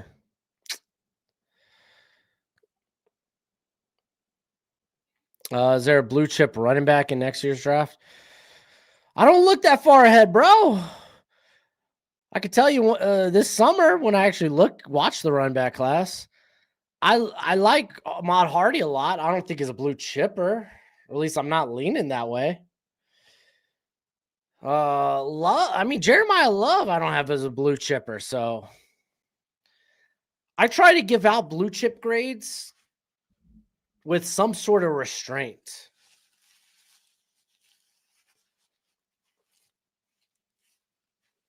What's Gojo doing right now? He's sleeping right here. He's right down here, laid out.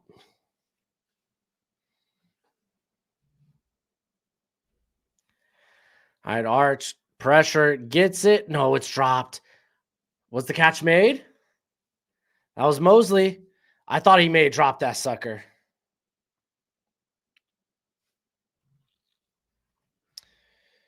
Louisville's back. Isaac Brown. Well, he's been hurt. That's been the problem. He's also a little undersized. All right, we're going to get the handoff here to Wisner. Good little run. Gets about 5 to 6 yards.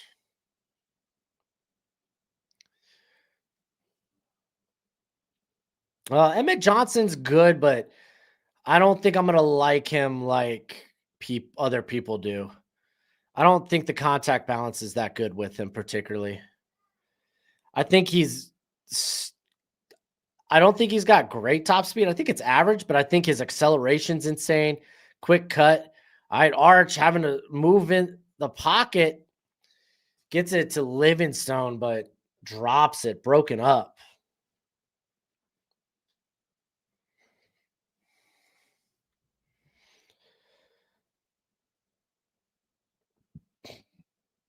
Don't you think it's crazy that Bama is good at both football and basketball? Maybe.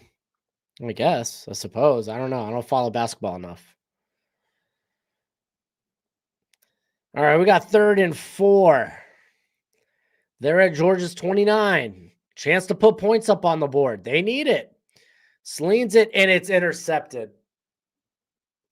It was high. It was high. That's on Manning. That's on Manning. Dang, dude.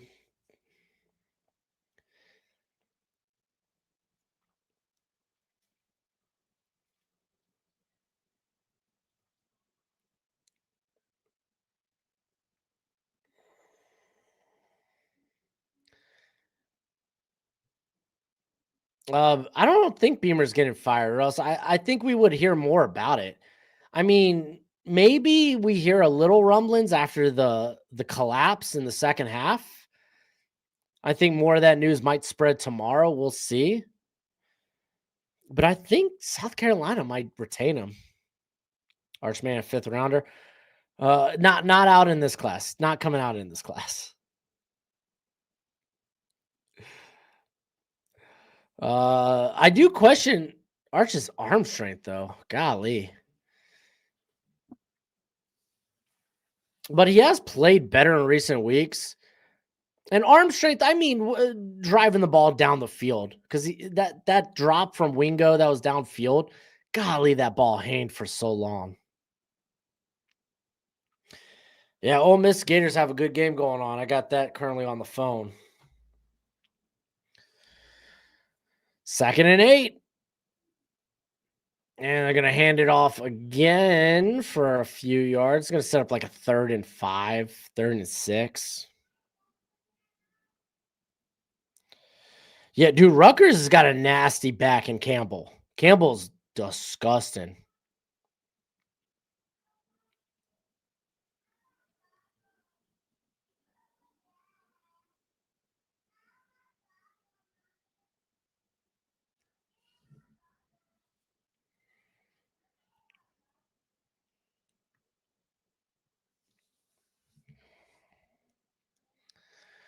All right, we got running backs lined up. Well, Jeremiah or Zachariah Branch, but he motioned out. Here comes the pressure. Oh, and Stockton was tripped by his own offensive lineman. I mean, he was running, scrambling away, so not really on the offensive lineman. Able to throw it away is kind of impressive. But 4th and 6, Texas is going to get the ball back.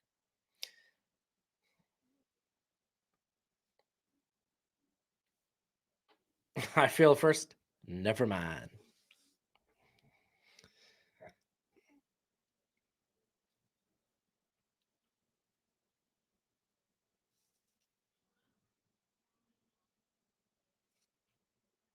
Jordan Tyson's going to be a great pick if he can stay healthy. I think. Oh man, did that get shanked? Oh my gosh. Texas is going to get great field position.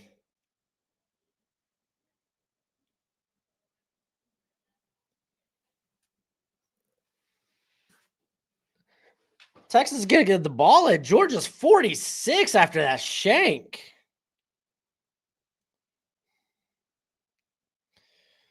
You called the Georgia game. Props to you, man. I mean, did I? There's still a lot. I mean, dude, Texas scores a touchdown here. We got a game.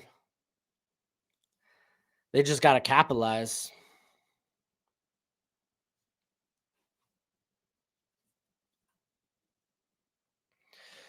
J.K. Dobbins is likely done for the season. No.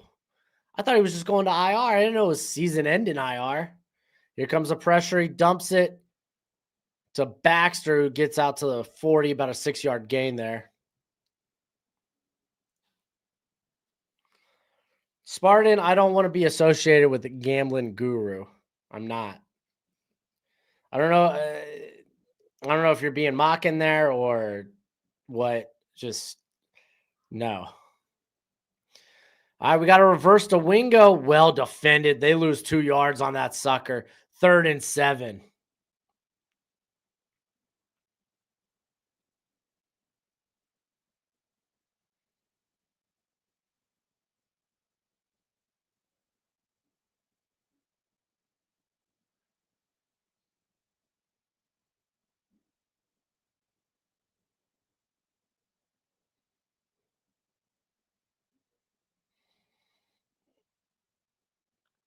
All right, we got 3rd and 7. It looks like they're bringing pressure. They are bringing an extra blitzer and overthrows more. Oh, Spartan, I don't want you crowning me anything, dude. I don't want you crowning me anything, dude.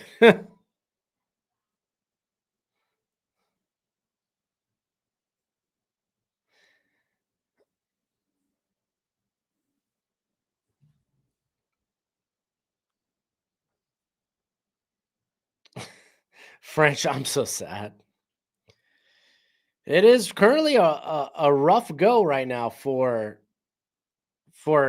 Texas. There's a flag down.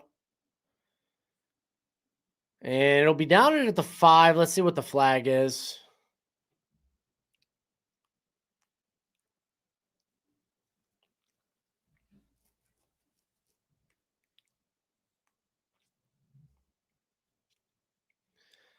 Illegal shift on Texas. Ugh.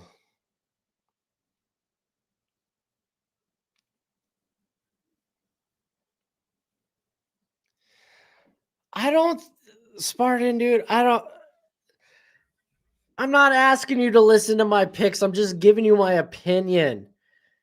The whole channel is football discourse. I'm not asking you to take my opinion for gospel. I'm laying out a scenario. I'm laying out what I think. It's up to you to decide if you think that's correct or not. Literally, you could go the whole channel. I say it all the time. It's football discourse. Let's have that nice, beautiful football discourse. Great special teams by Texas on that wrapped up branch. Really nice. Oh, Detroit sports talk, dude. I think Rams are the best team in the NFC right now. Like, if you're going to ask me, the NFC's real close. But if you're going to ask me to pick a team that'll go all the way, it would probably be the Rams.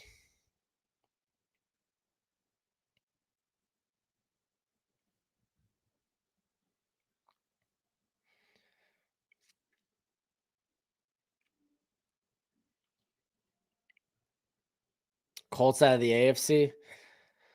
I don't know. I still believe in the Bills. Let's see if they could get it back together. All right, we got Branch in motion. Fake the handoff.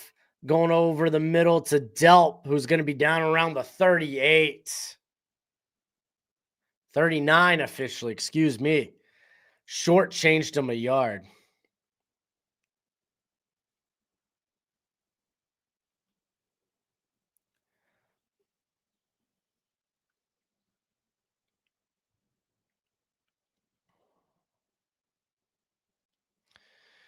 All right, 1st and 10 from the 39. You got Branch in motion again. And this time you are getting the handoff to Bowens, I believe, who's going to pick up about 3, 2nd and 7.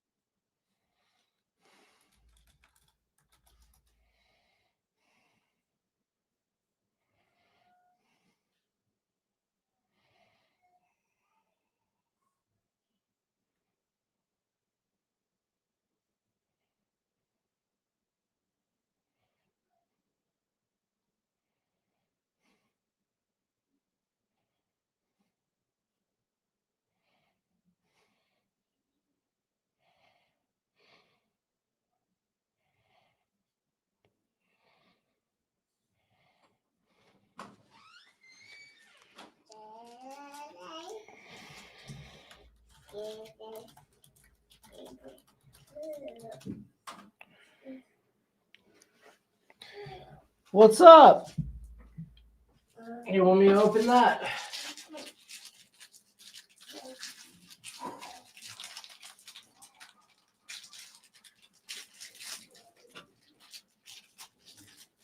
There you go.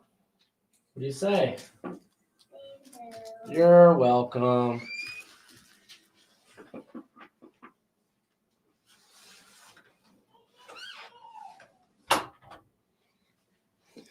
All right.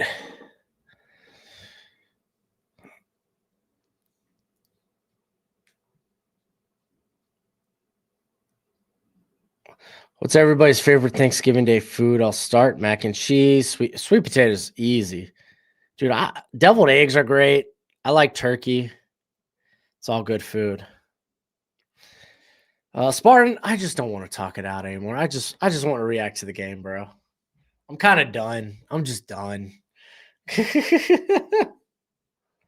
Stuffing, I've never been a big stuffing guy. I think that, or a mashed potatoes guy, I think that might be more on me than it is on stuffing or mashed potatoes. So I'm not even going to hate. Yeah, I saw that Milton Williams got hit with the IR, man. High ankle sprain. Those things can linger, man, 4 to 6 weeks. That sucks. Hey, MSU, thank you for the super chat, my friend. Thank you. It's not betting advice. It's not betting advice. I'm just giving you my opinion. Take it or leave it, disagree with it or not. It's like any other, if I have an opinion on a prospect, take it or leave it, crumple it up, throw it away, come to your own conclusions. Oh, I hate green beans, dude. Green beans do something funny to my stomach, bro. Green beans mess me up. All right, 2nd and 7. They get a handoff to Dylan Bell, who's going to get the first down out close to midfield, at midfield, excuse me. And Dylan Bell coming up a little gimp, limping off.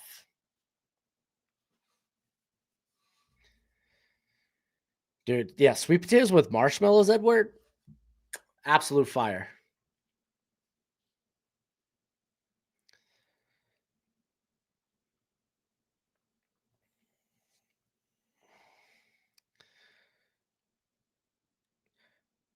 All right, Stockton handed it off to Frazier, who maybe gets a yard out to the 49, the Georgia 49 specifically.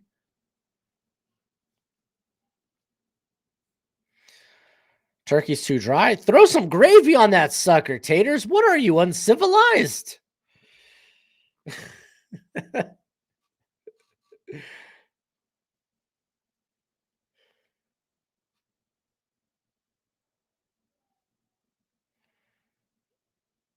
Why'd you do Harambe like that? What did I love Harambe. What do you mean? Dude, I love turkey. I think y'all crazy. They get it to Noah Thomas, who's going to set up a third and manageable, 3rd and 4.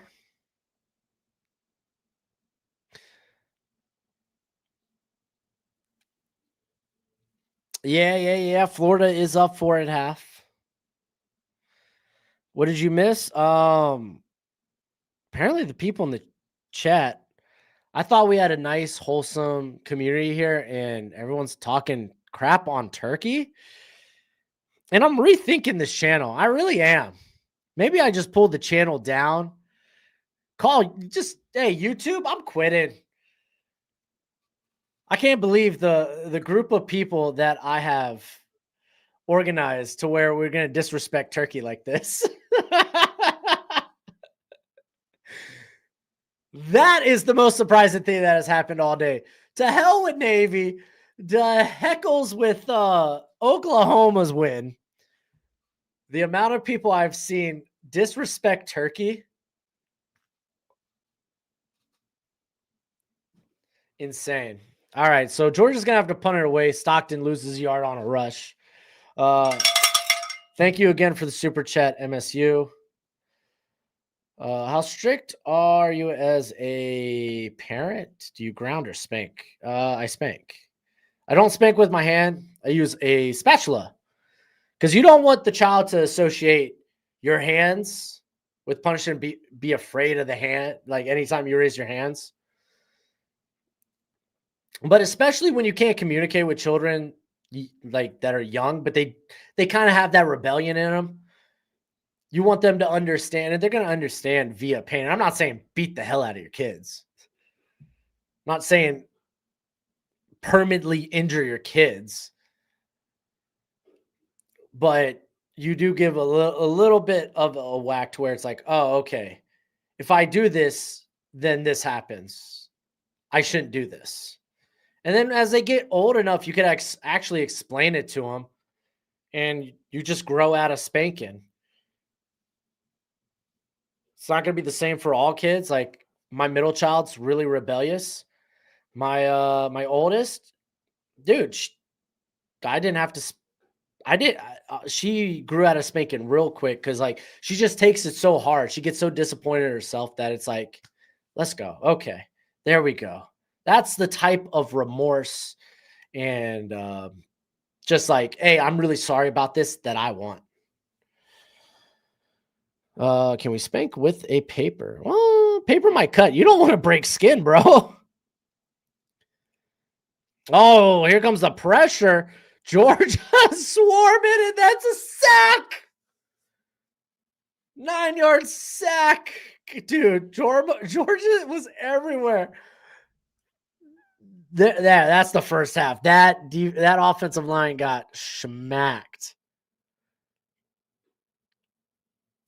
Dang, dude.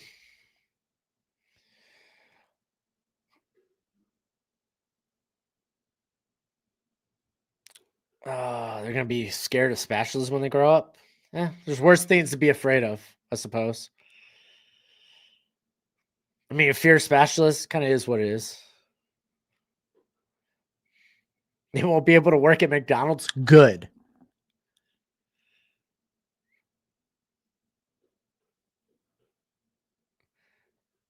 Oh, free arch. Oh, is that Christian Miller? Christian Miller. Oh, he's a little banged up, but dude, Christian Miller's been getting pressure, man. He's had a hell of a game from the interior today. Do you think pass rushers should be both stand up and hand in the dirt? Depends on the scheme. You don't necessarily have to have a guy that's good at both or can do both.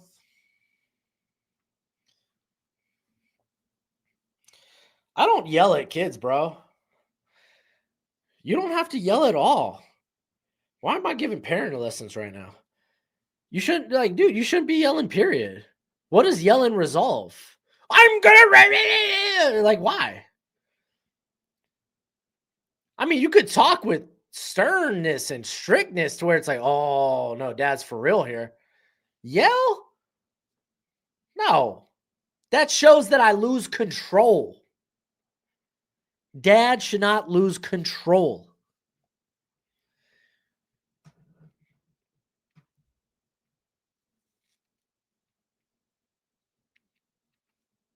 My dad made me scared of the belt though. I remember, and I'm gonna be real with you. I don't remember if he ever hit me with the belt, but I was afraid of the potential. I was afraid of the possibility. See, I revered my father. That's a nice, healthy respect. Don't do wrong, and dad's gonna be great.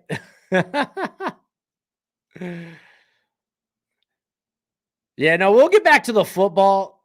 Spartan likes to not talk football, or at least derail the conversation. And to be fair, I would like to get back to football too, because some of y'all's take on Turkey is bullcrap.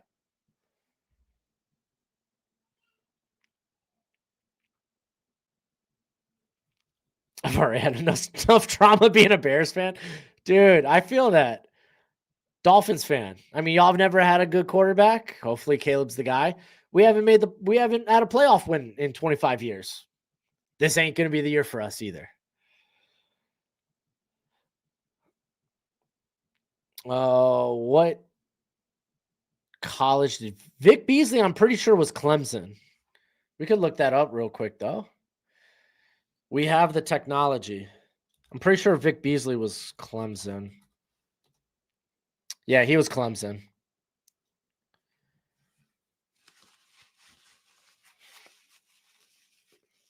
Dang, Kirby Smart, 61 straight wins, win having a double-digit lead at halftime. 61 straight wins. No, I don't watch hockey.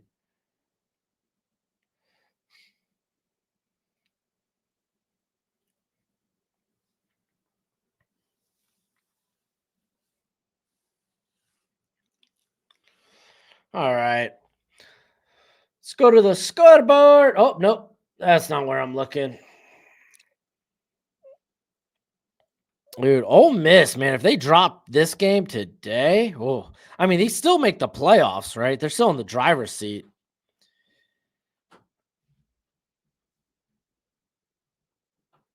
I don't know if Tyreek Hill will retire. He's not playing for the Dolphins again.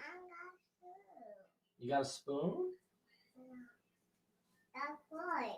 A fork. It's a spork. Yeah. Hey, you want to go show mommy? All right, let's go. Holy smokes. Y'all got clean tonight. Did you cough, Ari? That was you coughing? Oh, everybody's going through the cough. You better drink some water, girl.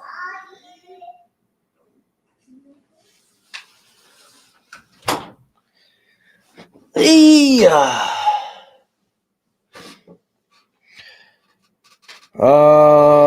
Do you know that Todd Gurley was born in Baltimore, Maryland? Probably no, I didn't know that. Will Levis would be the type of guy to love turkey. Yo, stop, dude. Will Levis will eat a banana without peeling it. Take that however you may. All right. Coastal, they're down 12. Don't think they're going to cover that plus 3.5. Things keep up this way. I am curious. What was the over and under in that game?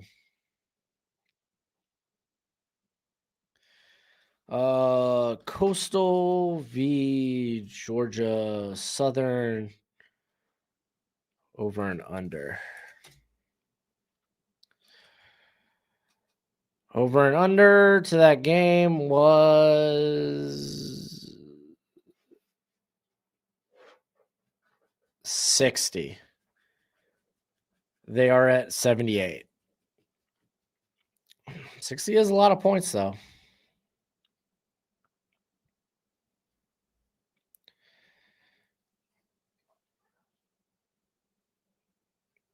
Mr. Taters. I just looked over at that comment. That's wild, bro. Now tell me how he would eat a cob of corn. All right. Hey! Coastal on the board, though. Russian touchdown. Maybe they do cover. Ole Miss is in scoring territory. First and goal at the 4-yard line. Looking to take the lead here. Baylor's about to score. Oh, they're about to. If they could get a tutty, make it a 4-point game, that's kind of huge. Utah is up 28-17. Washington, they're rolling. They're up 35-0. Sam Houston's up 20-10 on Delaware. UNLV just took the lead. They're up 17-16 on Utah State.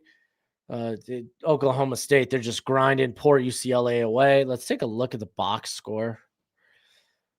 Florida State's still up 10-7 on Virginia Tech. Missouri's up 21-10 on Mississippi State. Jacksonville State is up 14-10 on Kennesaw State.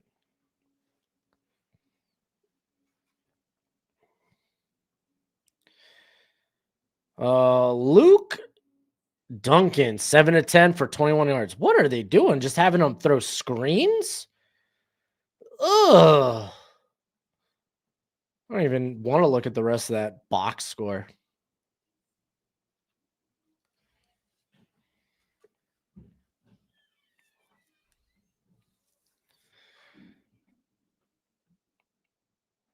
I wonder where Anthony Richardson will go. He would have to be traded or released. I can see traded. I don't know about released. He's on his rookie deal, so keeping him around just kind of makes sense. Banana pudding is good Thanksgiving Day dessert. Do you agree? I mean, I think banana pudding's good. I think banana cream pie with some shaved almonds, that's an elite pie. An elite. Willie, I feel so bad for Shadur. He should go to the Cardinals or the Raiders. I predict Shadur will get traded. I don't know who's traded. Well, who's going to trade him? I don't see Shadur getting. It must be a pick swap, a late day 3 pick swap. That's the only way he gets moved. Let's see. Do you think Omar Cooper is? No, he's not Debo Samuel. Debo Samuel's like 6'1", 225. Omar Cooper's like what, 6 foot 200 pounds? Yeah, no, he's 6 foot 200 pounds. Yeah. No, not Debo.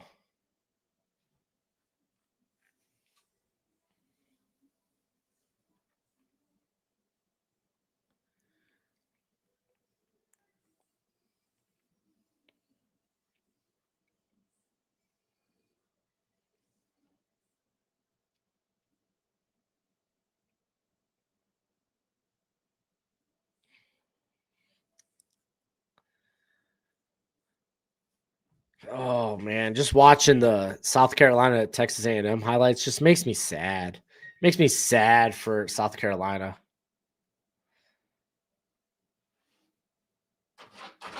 All right, you want out, buddy?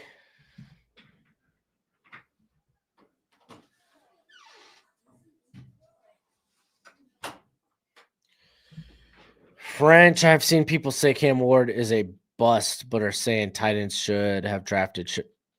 Yeah, because Shadur would be better in that offense. Are you kidding, dude? He would lead the league in sacks. There, I said it.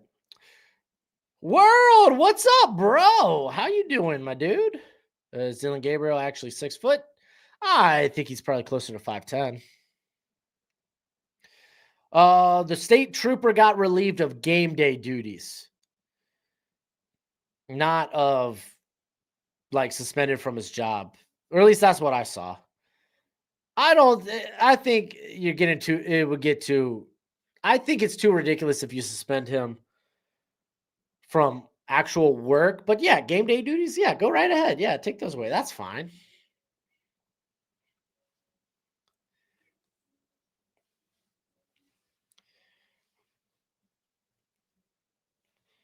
Oh, not to assume, Broshmo, you seem tall yourself. I'm not.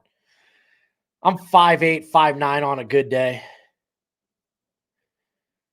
I took a picture, or I know I did a video with that franchise guy, Marcus, and Marcus is like 6'4", 6'5". That's I looked like a small child next to him with a beard. It was great. Willie, I love David Bailey.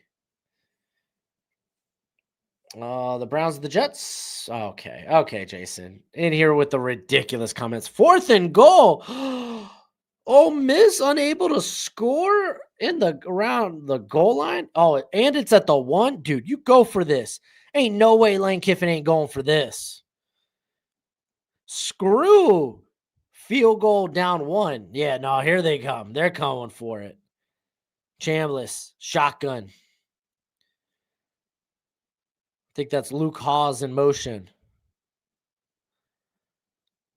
And it's a bubble. Oh, and it's off target, incomplete. Turnover. I think he missed him. He had him and he missed him.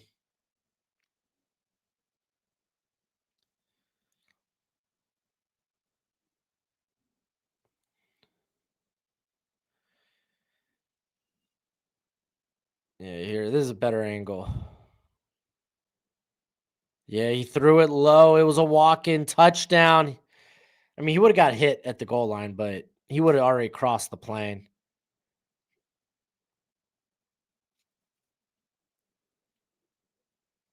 Marcus was an offensive lineman in high school. I don't think Marcus played collegiately. I know he did some work at PFF. It was better David Bailey or Jacob Rodriguez or Romello Height. Yeah, dude, it's David Bailey all the way.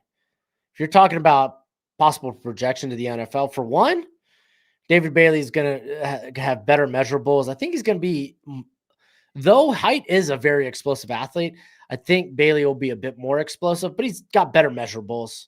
Not saying he's got great measurables. He doesn't. He's going to have subpar arm length, but Romello's like barely, might be close to 240, maybe.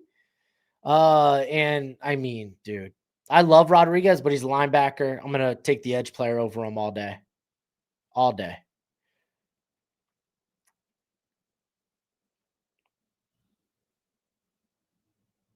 We're gonna see a new era of football with these two draft classes, perhaps.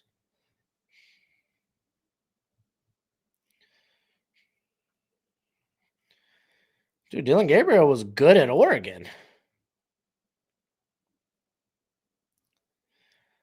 I think if the Chargers consider drafting a receiver, then yes, you should trade.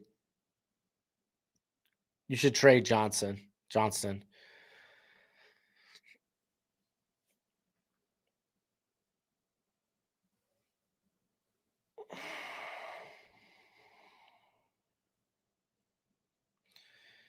Hey, Russian touchdown for Utah. Gonna keep that a 2-score ball game.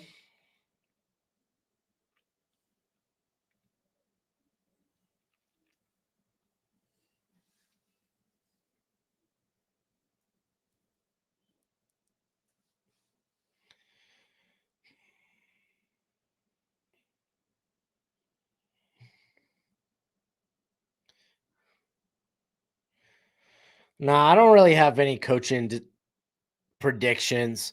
Like, I don't think Lane Kiffin's moving. I don't think Marcus Freeman's moving. I mean, I guess Summerall to LSU would be the one prediction I have. Does Ohio State repeat? I could see that. Time for Texas Black Magic. I don't think they dabble in the dark arts.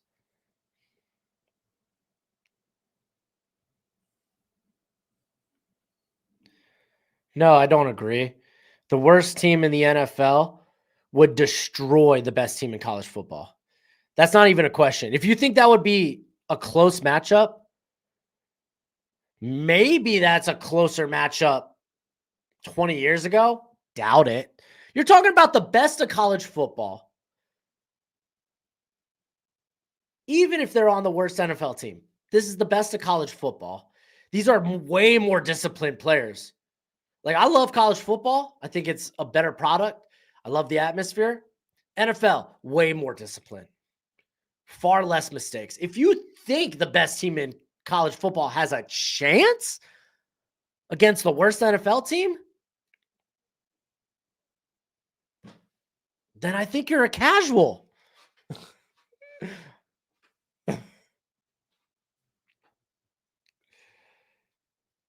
Heisman favorite. You gotta say Sayin, Mendoza. I think those are your top two. I would throw Jacob Rodriguez up in there. It's really tough for a running back. Love is probably the guy with the best shot, though.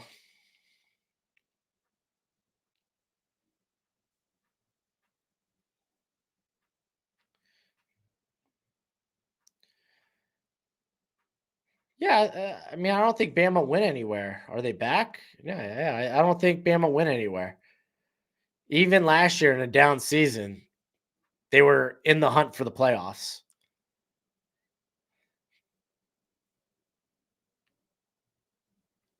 What do you want? Your Dolphins to draft Jordan Tyson, Caleb Downs, or Bain? I think they should go with the wide receiver.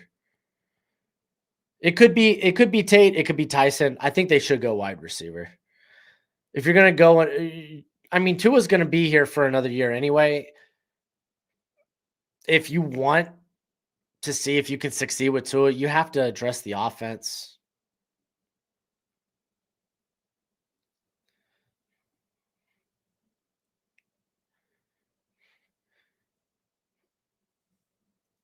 Brandon, stop. You already know who wins that game. The Titans win that, and they win it handedly. The Titans would be 2-score favorites over Ohio State.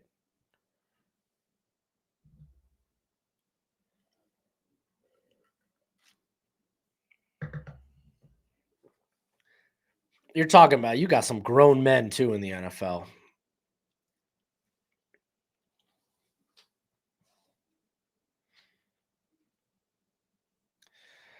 Yeah, Ruben Bain doesn't have the sack production to be a Heisman contender.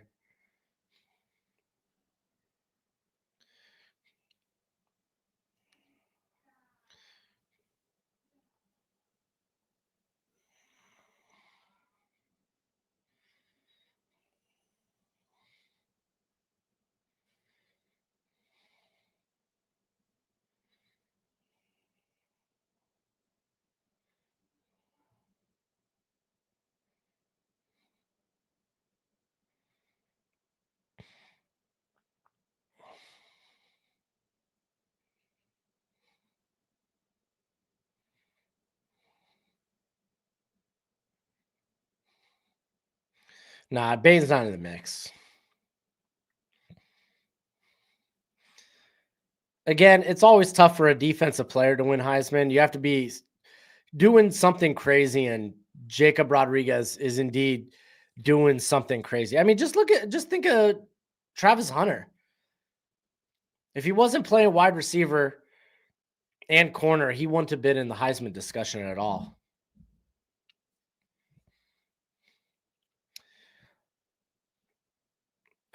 Utah does not control their destiny. All they can do is win out and hope other teams lose. We kind of already went over that earlier.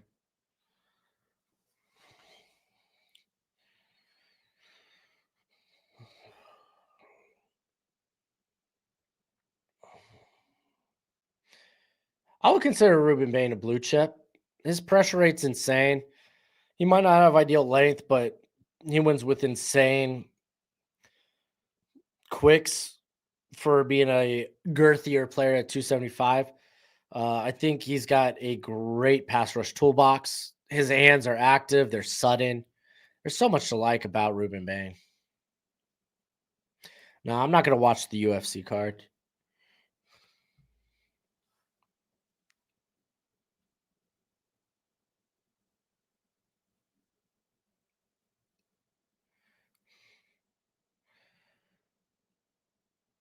Whew.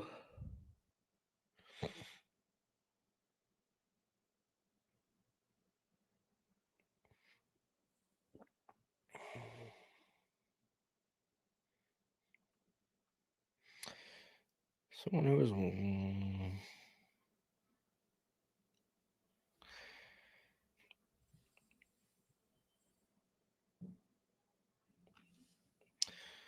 All right. Any scores as of late? Hey, Purdue's on the board. Good for them. Still not going to cover that 16 and a half.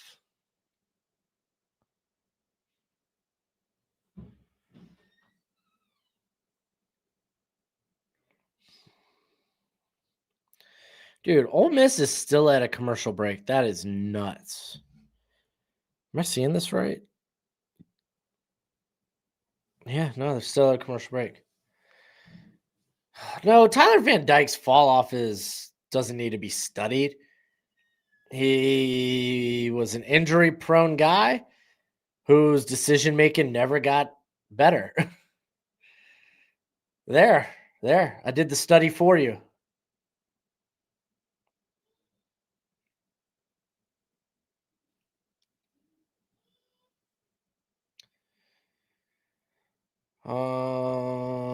What does a UFC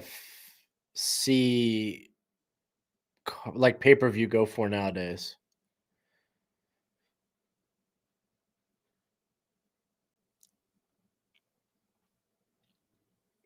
Oh, there we go. Finally, Florida's back with the ball. Or excuse me, Ole Miss. It's cheaper now? Huh. Nice.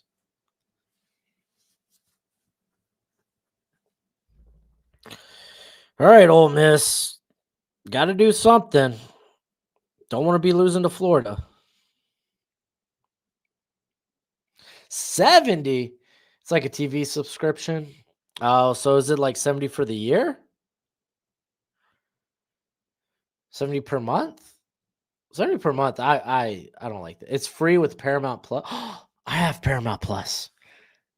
Oh, big return by Zachariah Branch out across the Georgia 40.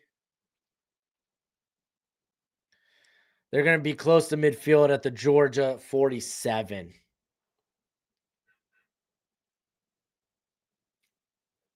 $70 per event. Ugh.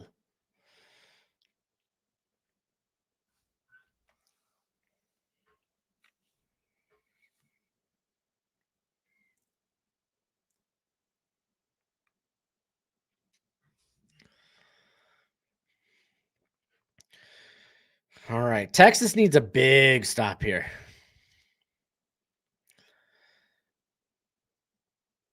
Now we're going to get a handoff right off the bat to Bowens, who's going to lose a yard. It's going to set up 2nd and 11 from their own 46. Yeah, hopefully CJ Allen's not out long. Gone this game, but hopefully he's not out long.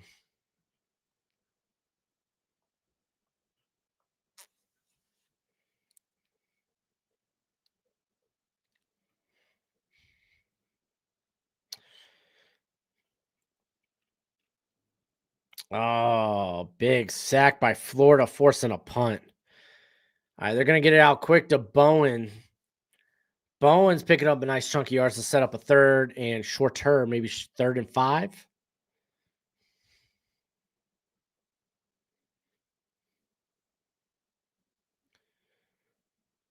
Jason, listen, I think you're a fool if you honestly believe a college team could beat an NFL team.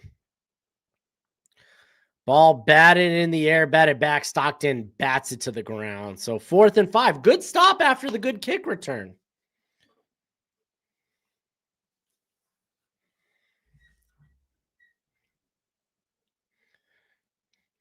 I think if you think a college team can beat an NFL team, Doesn't matter how bad they are.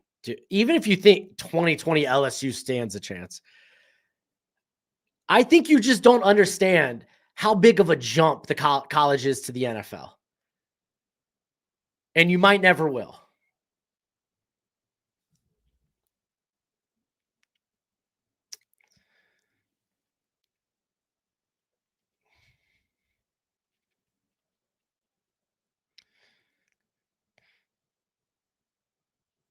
Not even the dude. We saw what Justin Fields did in college.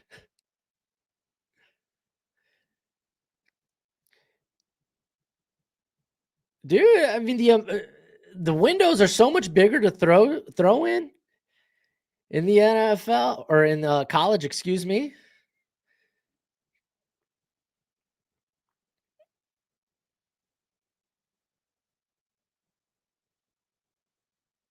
I don't know if Justin Fields be Lamar versus Ohio State. I don't know about that. That's we could reel that back. But if all he had to do was hand off to Brees Hall, then yeah, cool. All right, Wisner picking up a good 5 yards.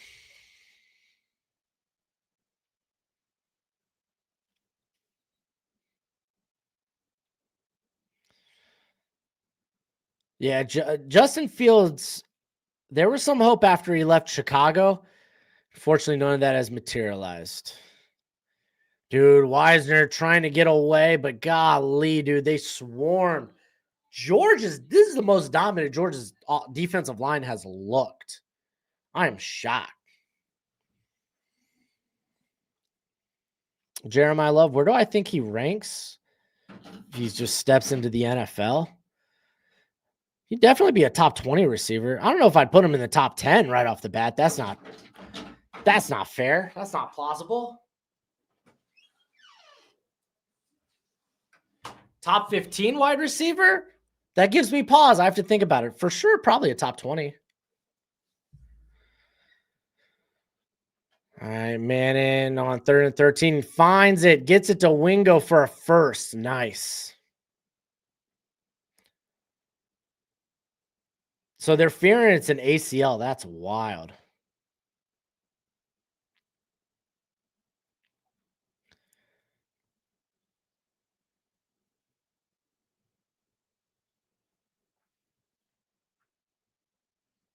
Dude, Jason, I'm just saying, dude, you might need to reevaluate how you watch the game if you think a college team could beat the worst NFL team. I'm just going to say that. Hey, yeah, give one to DeAndre Moore. He's out around midfield, probably down at the 48, 49. Let's go.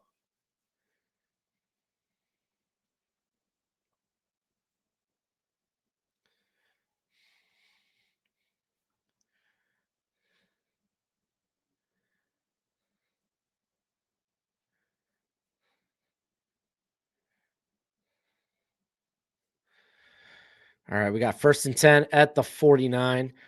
Fake the handoff, going out to Wingo. Hey, he held on to the football. He's going to end up picking up 3, maybe 2 or 3 yards. Hit immediately, but hey.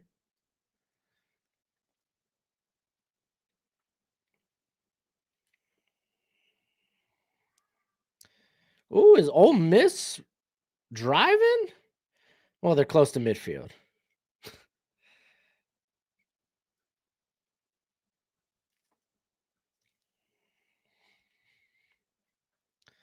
I am curious if this Florida team runs out of gas in the 4th quarter. All right, 2nd and 7 here.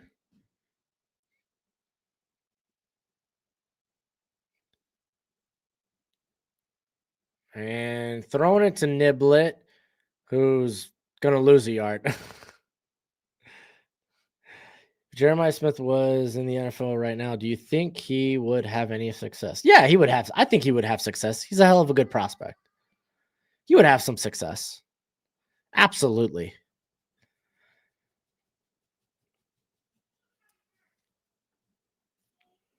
All right. So this is going to be a hold-in.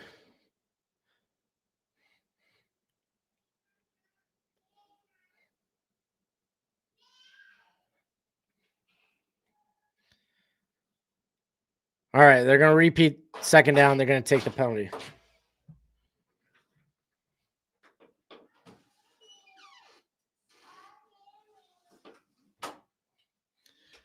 Jeremiah Smith's 40. I haven't really watched him like that. Uh, for an eval, because well, it's no point in doing an eval till the summer. I feel like he would be the low 4.4s. I don't know if he's a sub 4.4 guy. I don't think he is. And they're just gonna dump it down to was that Wisner for a couple of yards? Still gonna be third and hella long. Ugh.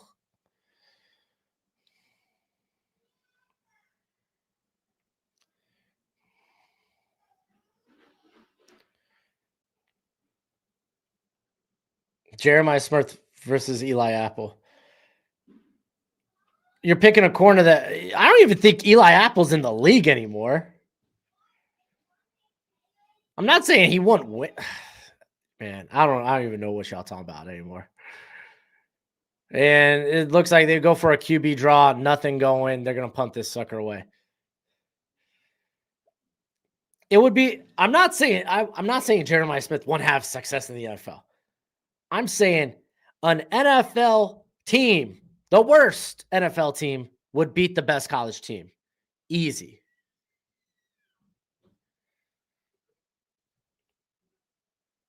Yeah, Oregon USC would be the watch along. I got to see what the time is.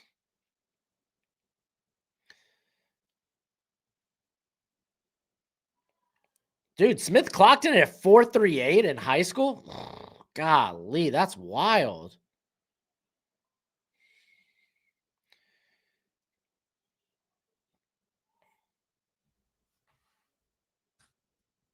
I'm curious to see what his miles per hour are.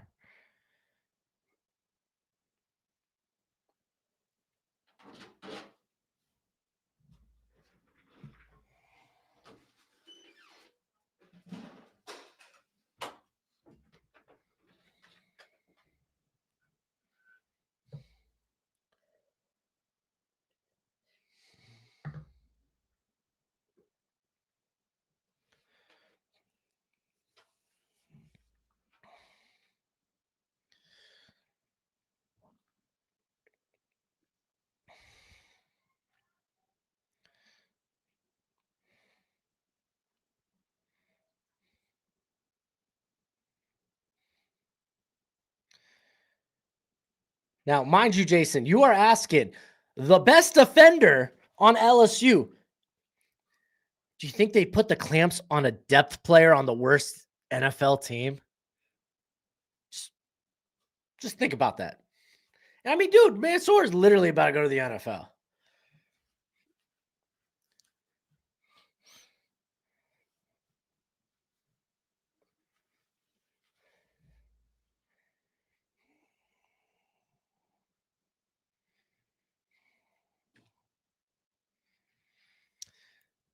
All right. Let's do a scoreboard. All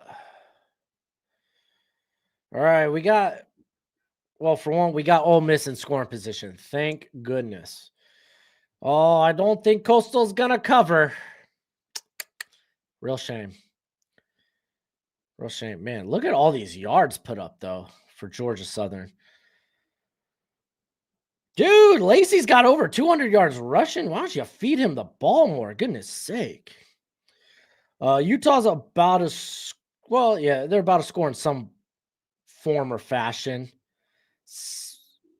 You got Roberts, he's 50% on throws. So, dude, Flickland, look at this 4 carries for 151 yards and 2 touchdowns. Holy smokes. Washington's playing pissed. They were mad they lost that game last week, taking out on poor Purdue. UNLV extends the lead. They're up 20-16 on Utah State. No real new scores. No real new scores.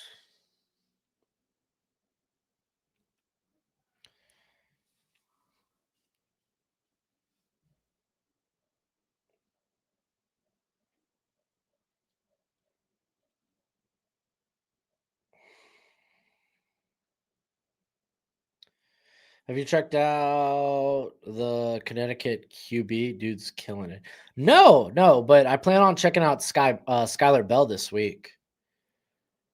I watched his Duke game. I liked it, and I can't wait to see more. But I haven't been able to sit down and give him like the full eval. Oh, Mansour Deland against T. Higgins.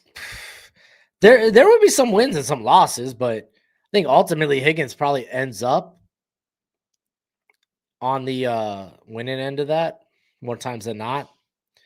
At least early on, if we're talking about how they are as players right now.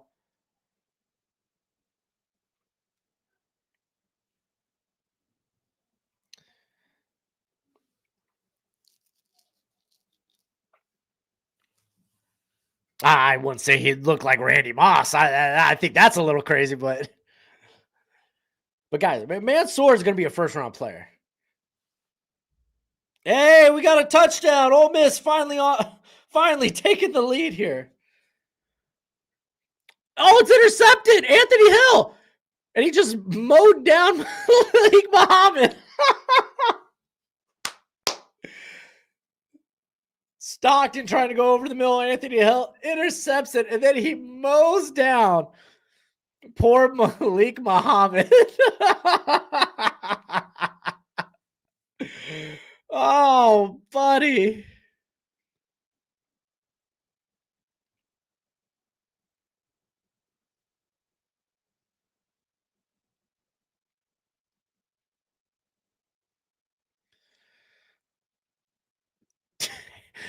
Dude, Malik Muhammad, he turns upfield to look for a block, and he gets rocked by Anthony Hill. Oh, that's hilarious. All right, they're going to get one out to Ryan Wingo. Golly, that ball. Did it feel like Arch Manning kind of like put no zip into that screenplay?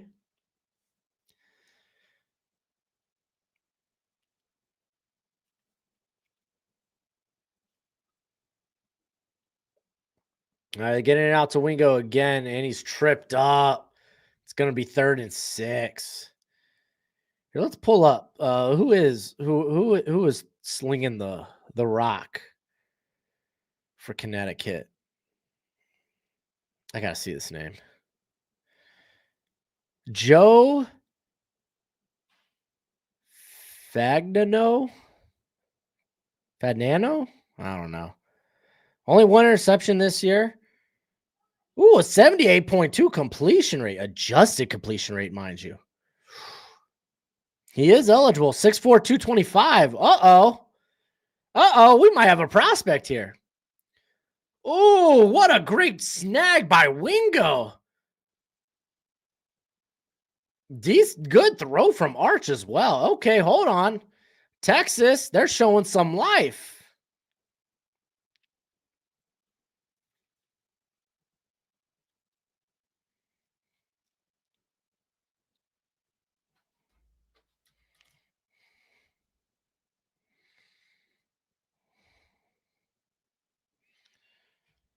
Hey, Ivan, says Arvell Reese or Ruben Bain. No, batted down. It's going to be 2nd and 10 for Arch and company. I lean Ruben Bain because Arvell Reese, it's not like he's been asked to. If you're going to take him early, you're taking him early because of what he could do as a pass rusher. I think he needs a lot more polish as a pass rusher, but him being able to play a little off ball early as you develop him as that pass rusher, I think goes a long way. But I still would go with Bain. It's close. They're guys that I literally have in my top 5. Manning's going to try to run, but he's sacked.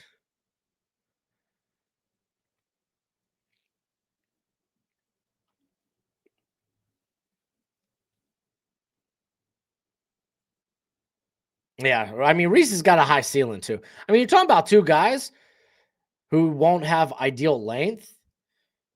While, hey, dude, Reese, stupid explosive, good power in his frame.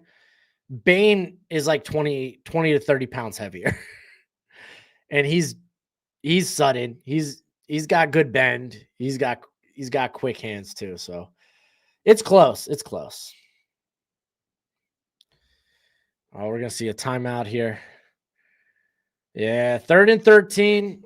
Timeout called by the Texas Longhorns. We got 5:38 left in this third quarter.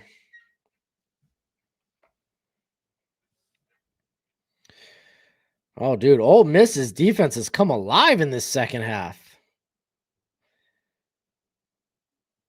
They've just created a 3rd and long.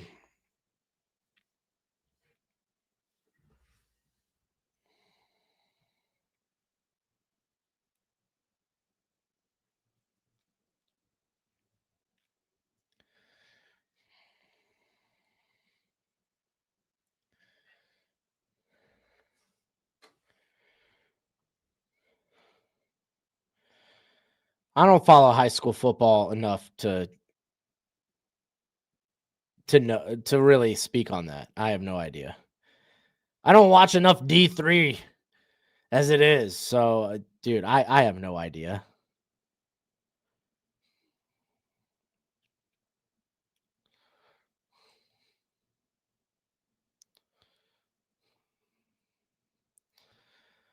Texas O-line's the Bengals of the NCAA. I don't know if I'd have Folk that high knowledge. I mean, a lot of it's upside with Folk. I got a question actually. Knowledge. Do you think Folk should? Because I've heard I know coming into the year, or at least his spring weight was listed at 270. I've seen some report he's up to 285. I don't know if I see that completely. Do you think he should be more of an interior player, or are you going to stick with him on the edge?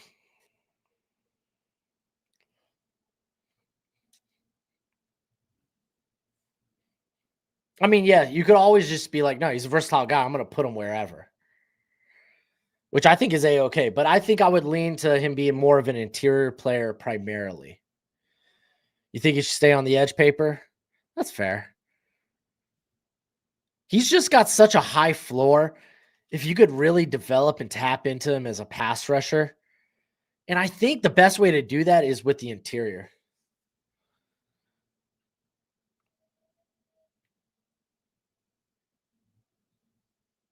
Yeah, knowledge. I'm kind of in the same ballpark as that, I suppose. I could also see him as like a 3-4 end if he puts the weight on, which, dude, his frame is massive. He can put the weight on if he wants.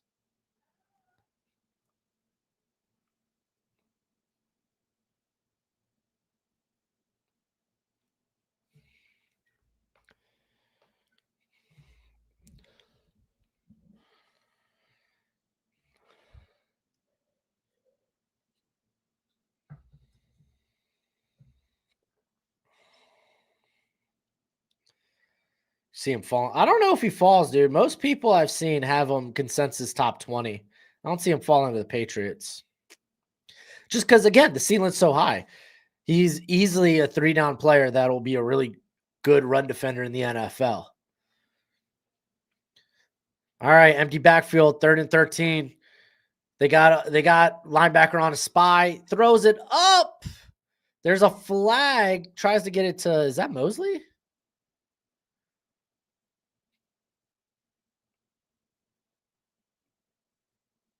No, that was Niblet. Awesome. I love that last name, Niblet.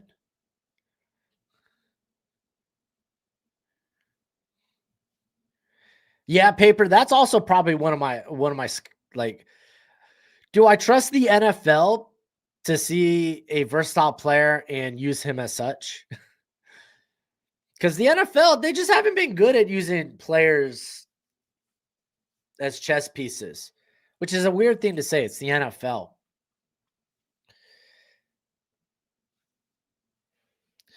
But like, if you're looking, I think you could be looking at a guy similarly as you use as like a Chris Jones, right? Who could be inside and outside. You could move them all around the defensive line. It's just a lot of teams don't always do that. Fake the handoff. Arch going over the middle. Gets it to Wingo. Touchdown. We got a ball game, boys and girls. Ooh, does my white cowbell? I feel like my white cowbell hits a lot harder than my red one.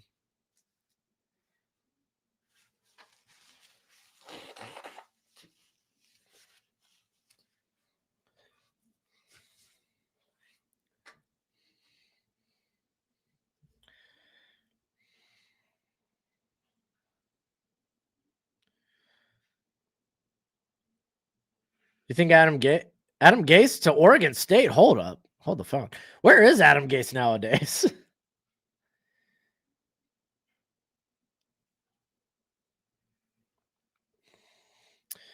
Think teams will view him and okay, I already read that. That's why I could see him falling and the Patriots being a team to move up for him and take him and be everywhere. Oh yeah, Mike Vrabel. Mike Vrabel would have no problem.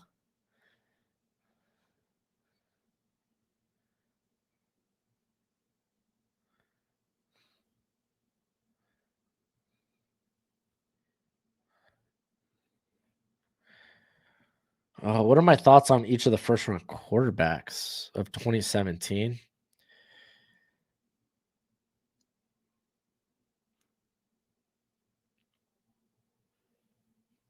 No, let me go back and look at that draft class because I don't have like a spreadsheet for that draft class. I don't think I covered that draft class on the channel.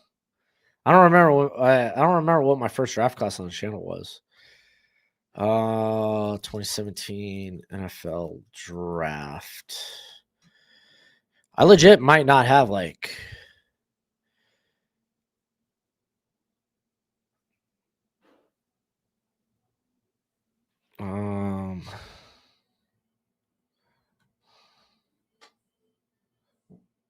Yeah, I wasn't doing evals back then.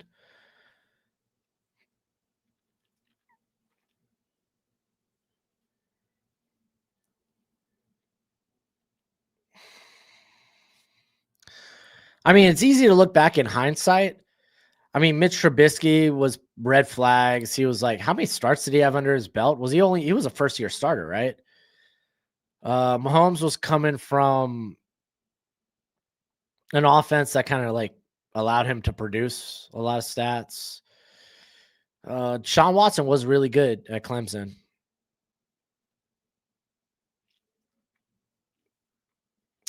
And then nothing else really came out of that draft class. Nathan Peterman. Davis Webb, passing coordinator for the Denver Broncos now, mind you.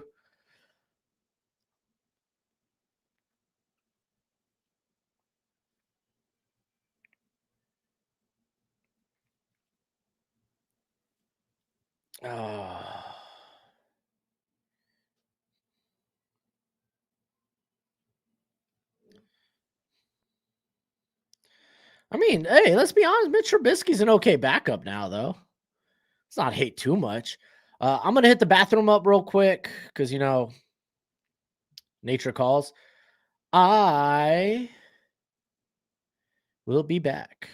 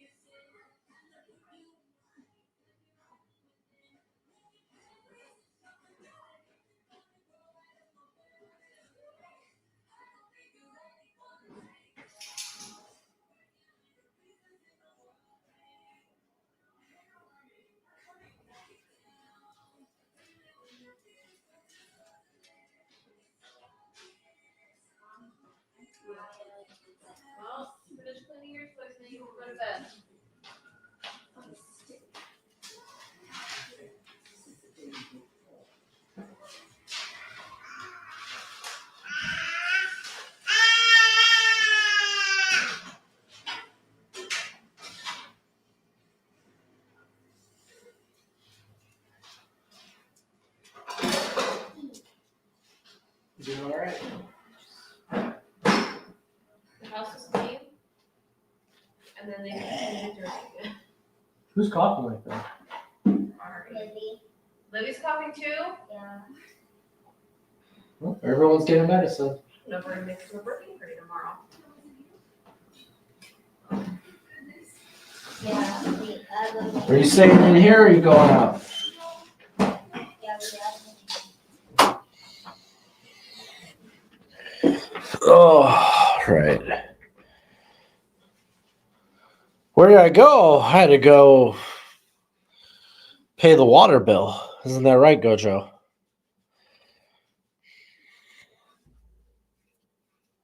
Oh my gosh. Colin Simmons just annihilated poor Gunnar Stockton. I don't know what cough medicine?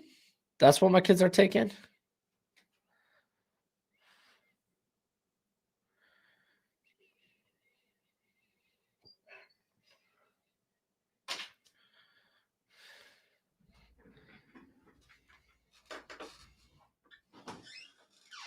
Buddy, you just clawed at the door. Do you want to go out or not? Here, how about you come, Gojo, come lay down, dude. Come on, buddy. All right, we got 3rd and 3 here for Georgia. They're at their own 34. They got Cash Jones up in there right next to Gunnar Stockton out to his right. Yes, to his right. And he's going to drop it down to Jones is a yard short.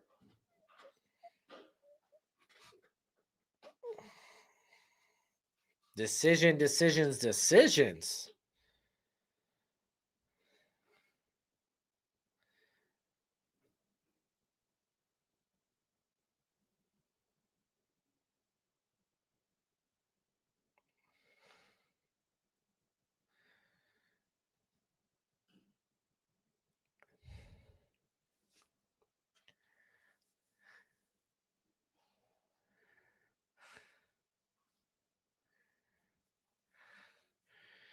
And they're going to punt it away. Oh, man.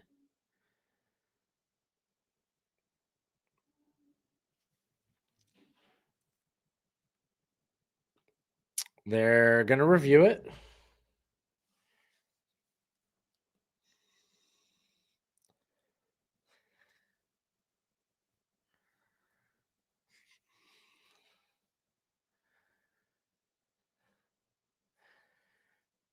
All right, they're going to review it.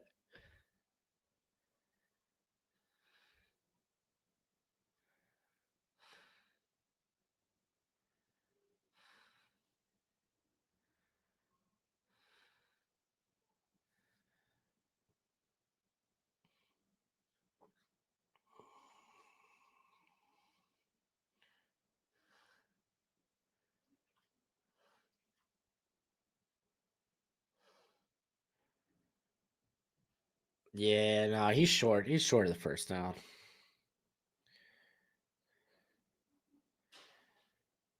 Oh, Spartan, that's a ridiculous thing to say. Bengal's way bigger than I am. Are you serious? What was even your first comment?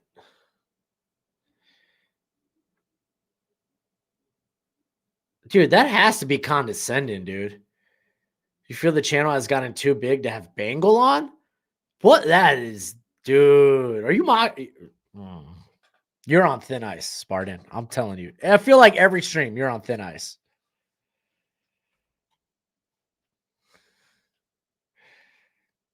I know a good way to punish you.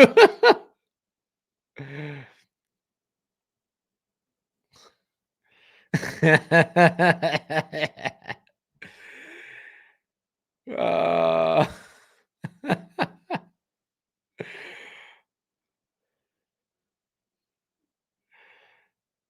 How's that dude? You just gotta look at how many subscribers Bingo has compared to this channel.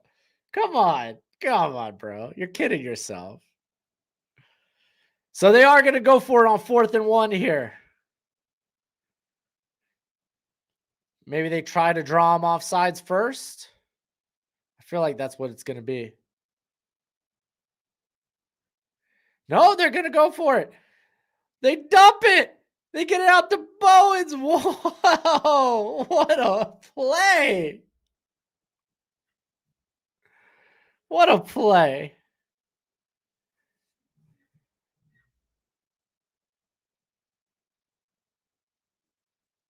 Oh. Well, what do you think is a good way to punish you? Dude, I already did. You just don't even know it yet. All right. They hand it off to Bowens, who loses a yard here. It's going to be second 11 from their own 45.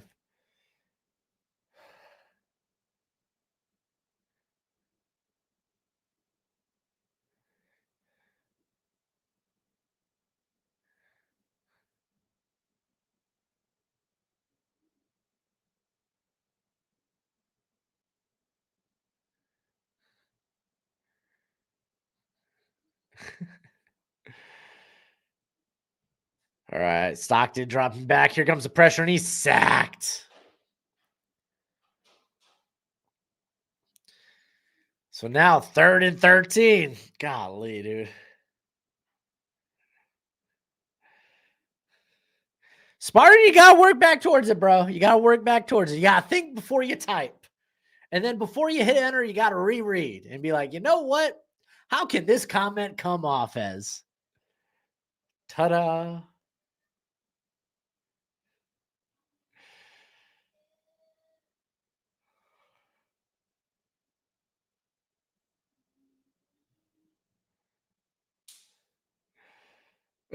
Tater, this ain't sick, bro. This ain't sick.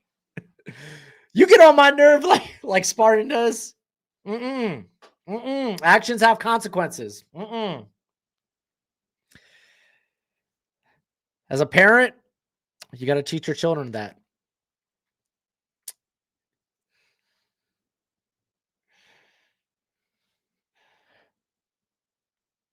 All right, they're going for 4th and 5. They're going deep. Oh, this is contested.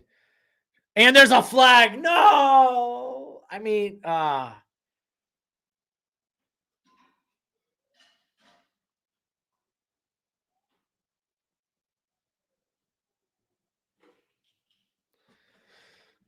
did he get his head around? I'm kind of curious.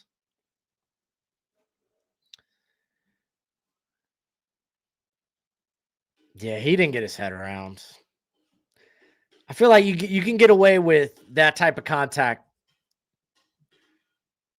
Oh, they picked up the flag for pass interference, but they get the offside call.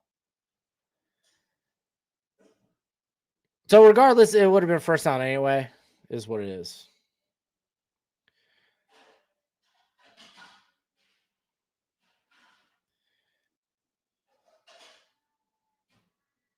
Oh, being a mod is cool. Hey, dope. To be fair, I think being a mod on this channel is pretty lax. All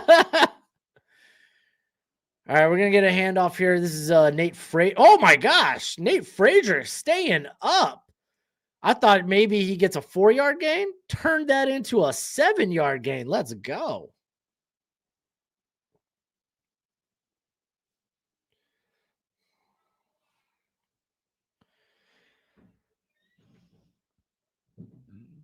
Excuse me. Whew.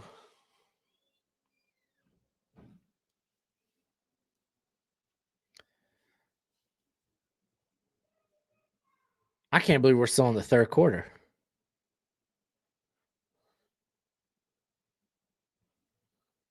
If the Bears miss the playoffs, take away my mod.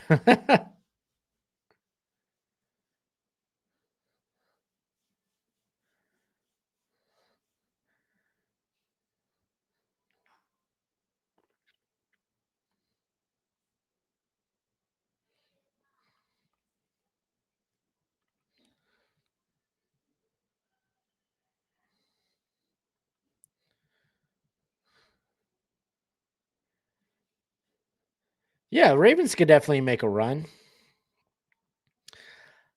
I don't know if defensively they're going to be A-okay this year. But offensively, they should be able to hang, even if their defense comes up short. Because, I mean, Missy, they don't have a pass rush right now. They just don't.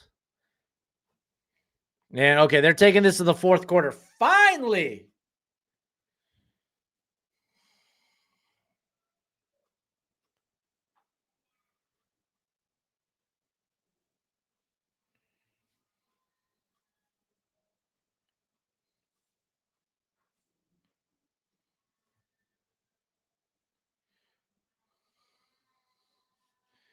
Gus Malzahn coaching in Florida.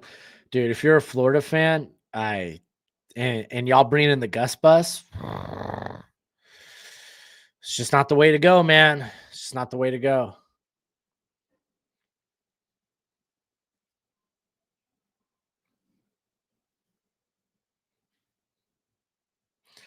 All right, let's jump. Let's get a scoreboard up in here. Ole Miss is in the goal line after a DJ Lagway interception. While Utah, man, they're spanking. They're up 21 on Baylor. We got Washington blowing out Purdue. Sam Houston's up 26-16 on Delaware.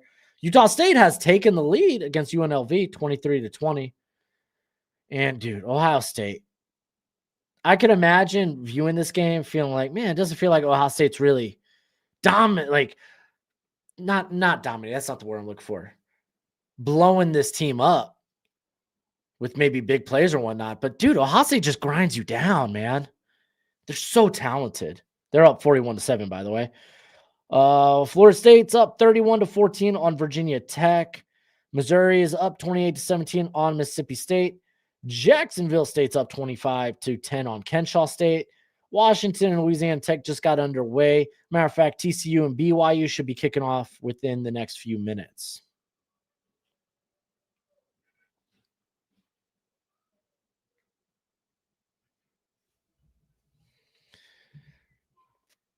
Kyle Trask, what happened to him? You can't be a statue in the pocket. Honestly, I thought he had a couple of games last year where he stepped in for a little bit and looked all right. May have been last year or the year before. I'm surprised he's not on a team somewhere. It's probably on the practice squad.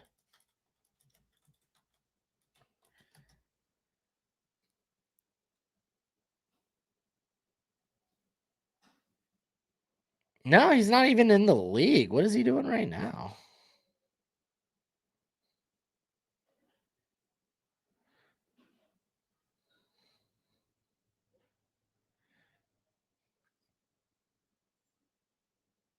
Hey, he's just not in the league. Okay.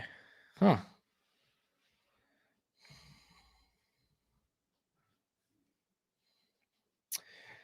I don't know how LeBron's NFL career would look. You got to think, okay, probably,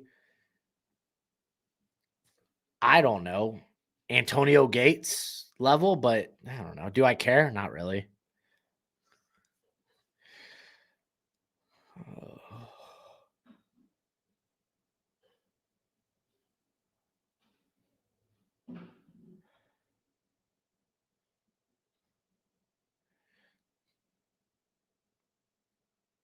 I don't care what quarterbacks would make great point guards. I know. Oh, this is such a fun conversation. I could care less. I don't care about ifs, ands, or buts. I don't care about fantasy unless it's football. I'm here to delve in the reality.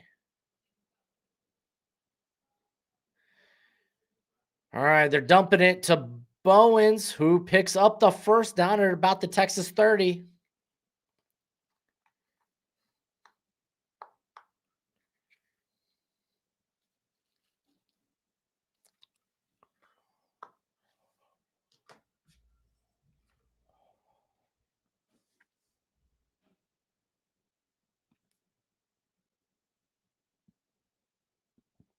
Yeah, Taters, I'm pretty sure his players or his Drake May's brothers all played at Duke, didn't they? Or I think his brothers played basketball at a high level. Oh, Stockton finds Humphreys, touchdown, Georgia.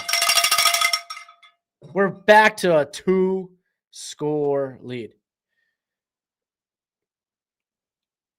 All right, let's actually jump back to the 2024 draft class because I'm sure I probably wrote this in his player background. His father played football in North Carolina, and he has 3 brothers. 2 played basketball in North Carolina. The other one an NCAA baseball title at Florida. Okay, so they actually played at North Carolina. That makes more sense than Duke. I don't know why I thought Duke.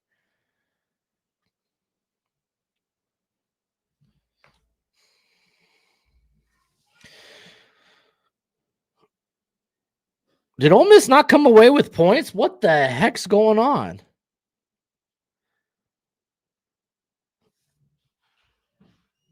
All right, Florida, this is probably their last drive of the game. Lagway trying to run, and he is sacked. Was that Perkins? Oh, no, that's Umami Ellen. That's Princely's brother, Prince Will.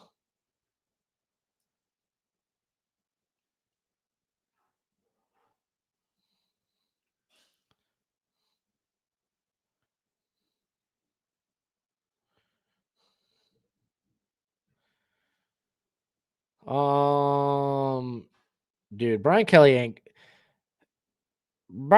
going back to Notre Dame unless Marcus Freeman takes a job elsewhere, which I don't think Marcus Freeman would.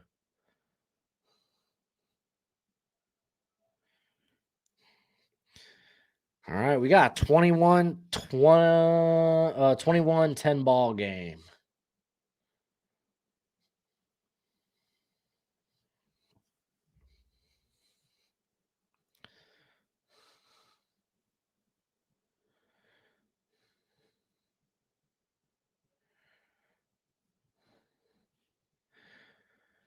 I don't want an onside kick. Georgia recovers. Onside kick. Georgia recovers. Oh my gosh, Kirby! Like, hey, let's try.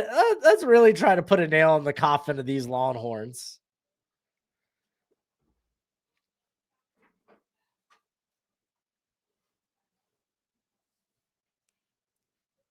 Dang.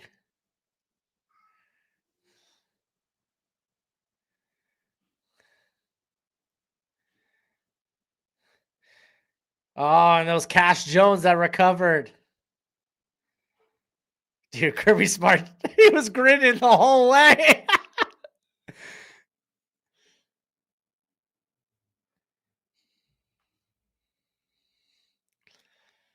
Oh, somebody check on French, see if he's doing okay.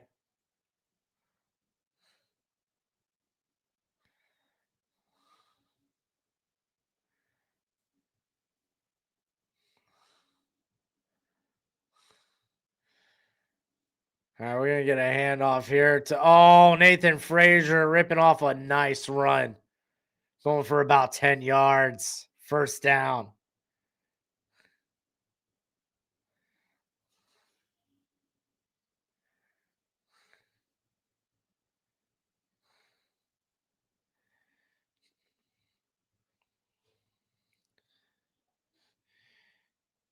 Marcus Freeman takes a huge. I don't know if I'm curious. Does Marcus Freeman want to go to the NFL? I am curious about that. Like, I could see Brian Kelly coming back if Freeman goes elsewhere. I just don't know. I have doubts that Freeman goes elsewhere. Kelly's got to coach somewhere next year.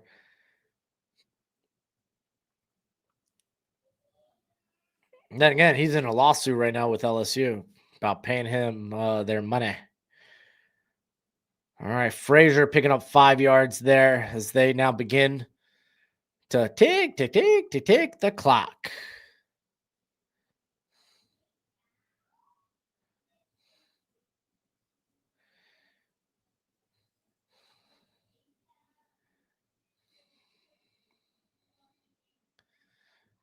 And it's going to be a screen to Dylan Bell, who picks up the first down out across the 30.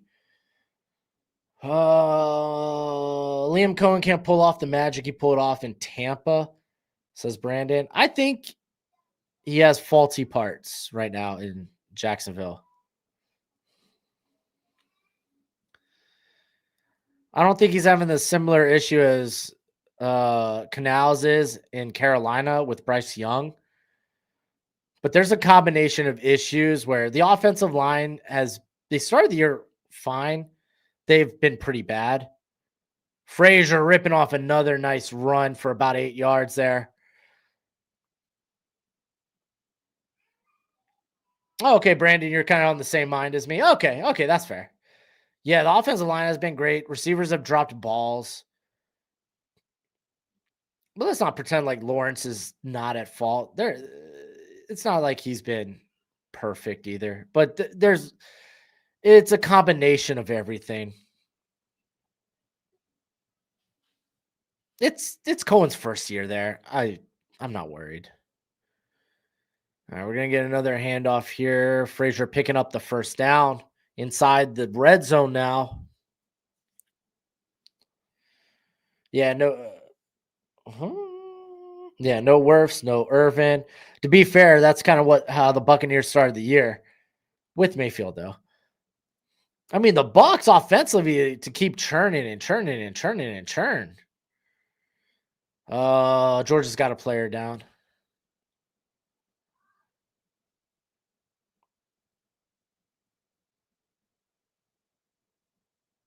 Oh, is that Chauncey Bowens who just had the carry? He's currently down.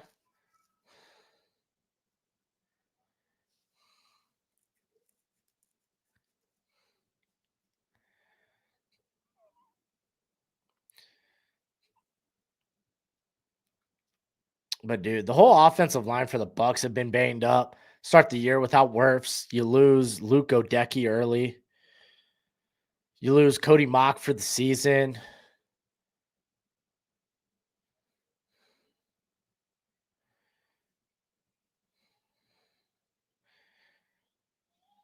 And then, I mean, of course, Mike Evans, Chris Godwin down. Like,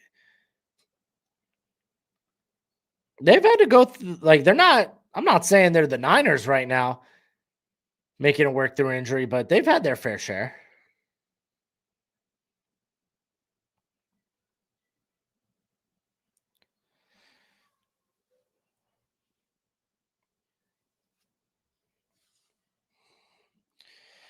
All right, so Ole Miss has made it a 10-point game with 1:43 left. Looks like they're going to survive.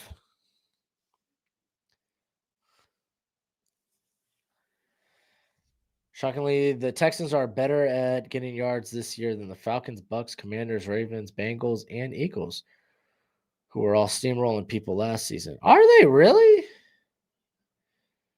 Or is that just off the Davis Mills game? I have a hard time believing that. I have a hard time believing that, but I'm not opposed to.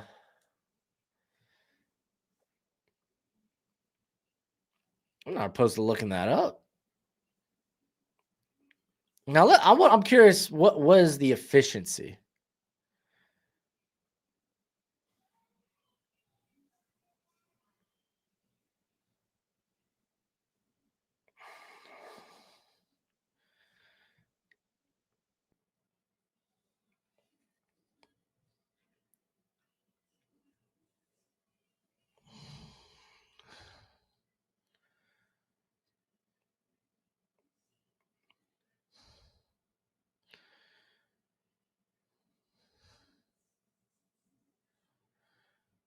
All right, let's look at this offensively. In terms of offensive efficiency, I got the Texans. This is via Elo.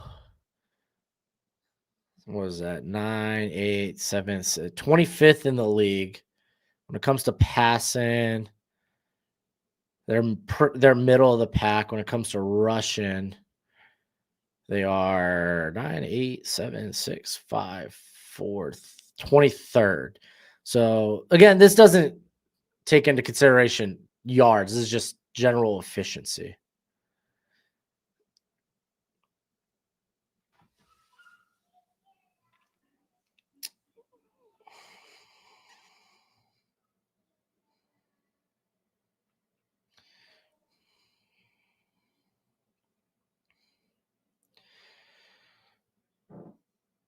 Oh, Anthony Hill taking a minute to get up.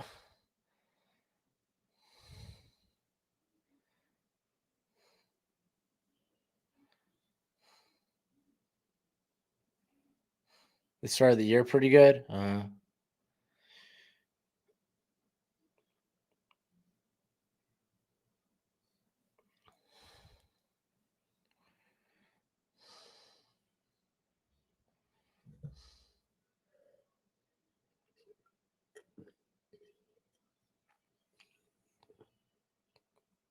All right, Hill doesn't look to be limping or anything. Maybe just had the wind knocked out of him.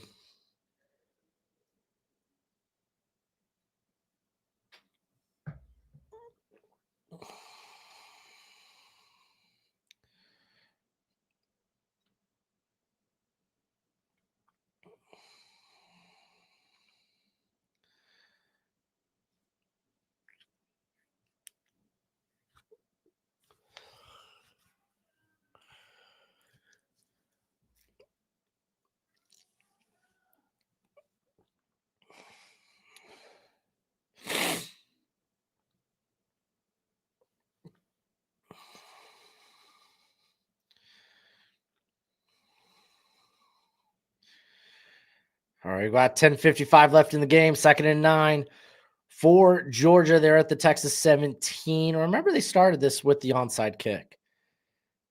Absolute mad call. I love it. I love it. If you don't know, again, we're doing a fundraiser for the Magnolia Foundation. Link, if you want to donate, is in the description. It's the pinned comment. If you're on the X, it's a post underneath the stream, or it's my pinned post on X. Stockton running for a first down, 10 yards inside the goal line, down to the Texas 7.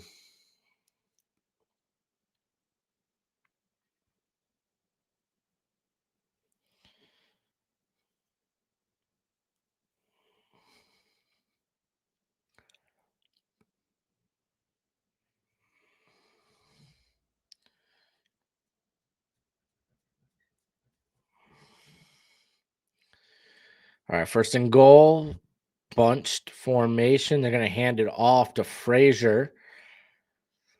Maybe picks up a yard. It's going to be 2nd and goal from the 6.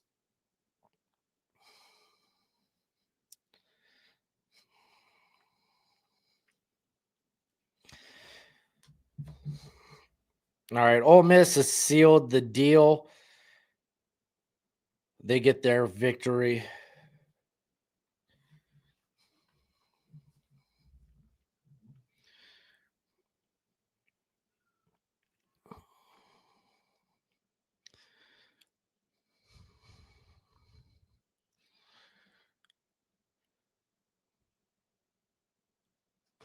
Fake the handoff, rolling out. Oh, he's got a guy. Hill was a little late to get over there to guard Lucky. Touchdown. And there's your nail in the coffin.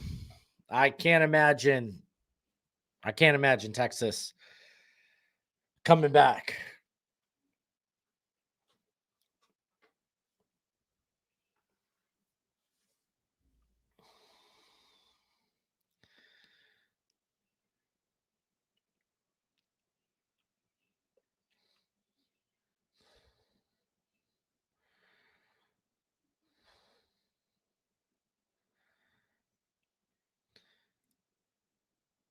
Name 5 players who you wish panned out in the NFL. Bryce Young, right off the bat.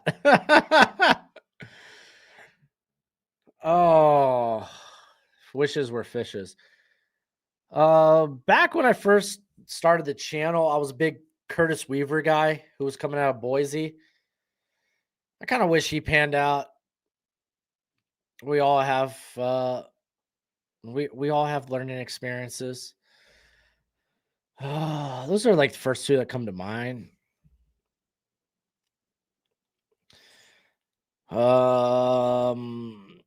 Natane Moody, I believe he was a guard from Fresno State. Just injuries, man. He could never beat the injury bug, man. You never could.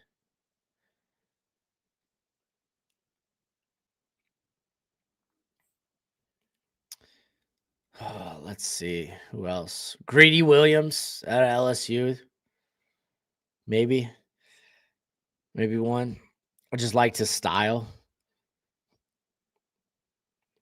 One who's kind of developed a decent role, at least in the NFL, Aditamoa Adebari. I was really high on him. That was before I really was like, you know what?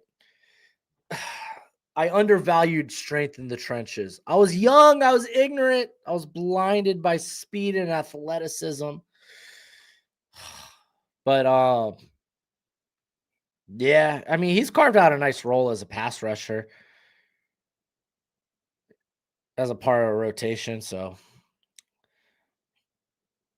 Jabril Cox, wasn't Jabril Cox just like often injured? Oh, Chase Winovich. Yeah, that's a good name there.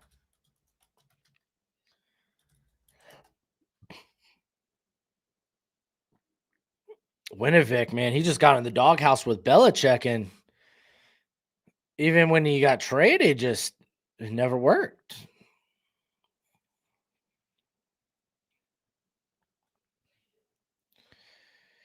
Was never fully healthy from an ACL injury when Cox was with Dallas. He signed with the practice squad with Washington. Appeared in 10 games as a special teamer. Suffered a groin injury during preseason with the Vikings. Eventually was waived. And then he played a little bit in Canada for. Oh, no, he didn't. No, he played for the UFL.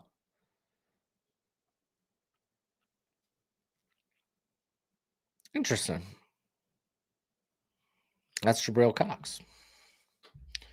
I mean, what about Rashawn Gary? Rashawn Gary, he just hasn't been the same impact player he was prior to the ACL.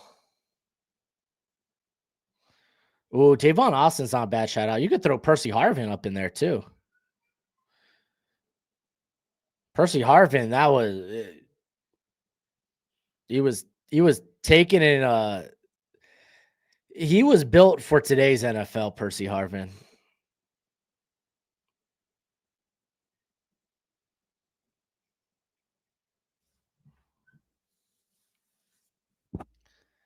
Whoops, hit the mic.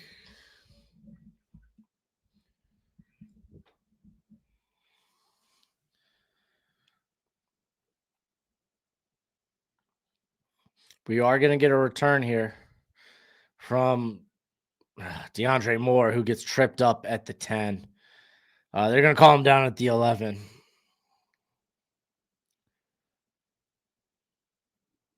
Who's your gadget guy of the year? I don't really know.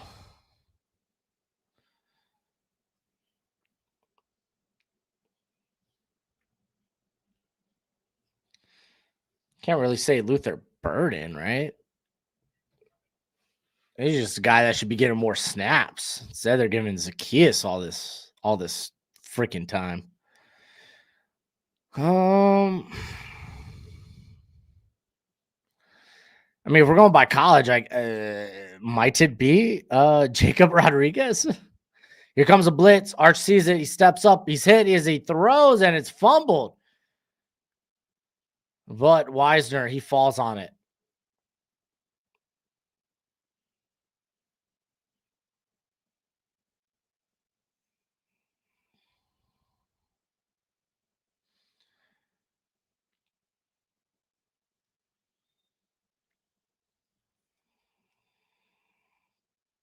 Dang. 3rd and 14 after the incompletion. As a Bears fan, I agree. Yeah.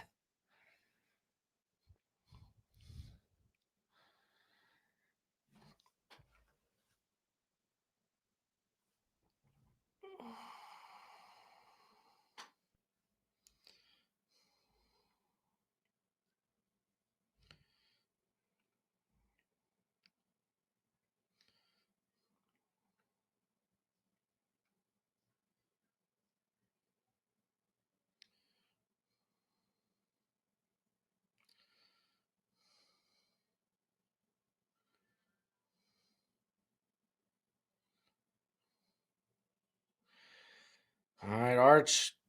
gunning it downfield. Incomplete over the head of his receiver. That was Mosley.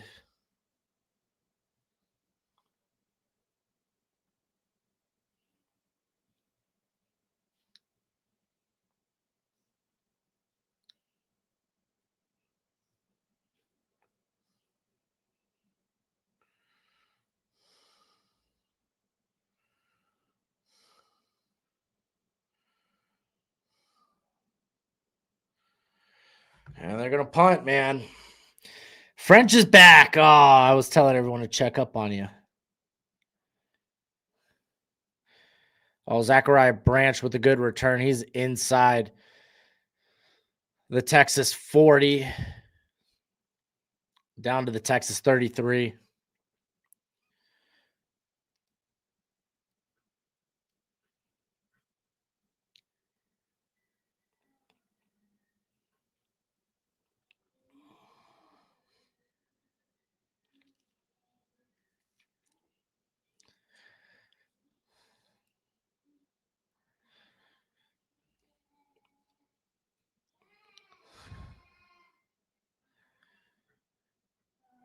And I imagine we're just going to see a couple of runs trying to tick the clock away. Oh, dude, Italian ice is amazing. I love Italian ice. Hand off to Frazier. Picks up about 2 here. It's going to be 2nd and 8. At the Texas 31.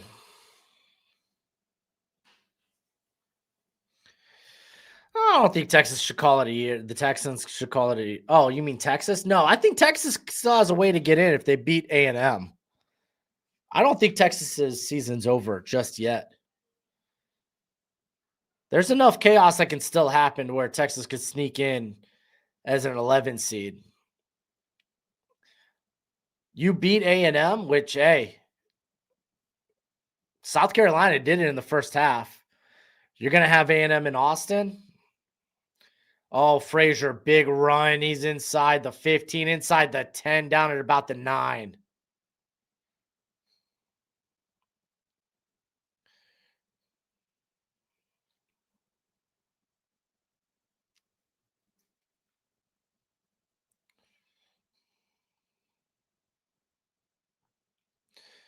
Yeah, I agree with knowledge about Klubnik. I was expecting a little, to be fair, I think everyone and their mom was expecting more from Clemson this year in general. Just all in all, that team's kind of been a disappointment, unfortunately. Who would Texas jump to get in? I think if we don't see, this is how they get in. Problem is they need Oklahoma to probably lose another game, which, dude, they get LSU, they get Missouri, but I mean both those games are at home, but those are losable games. I think they could definitely lose those games. Alabama has to go to Jordan Hare to take on Auburn. Hey, big win over A&M would be huge if the ACC only gets one in, which they probably are. Oh, they get a handoff to Dylan Bell, who's inside the 5, down at about the 4. It's going to be 3rd and goal. The Big 12, who probably only gets Texas Tech in, I think. I don't know if the committee really wants BYU in there. We'll see. And BYU, they could lose at Cincinnati. They could lose tonight. I mean, shoot, right now they're taking on TCU. They were only a 3-point favorite against TCU coming into this game. They're up 3-0 right now. They are driving.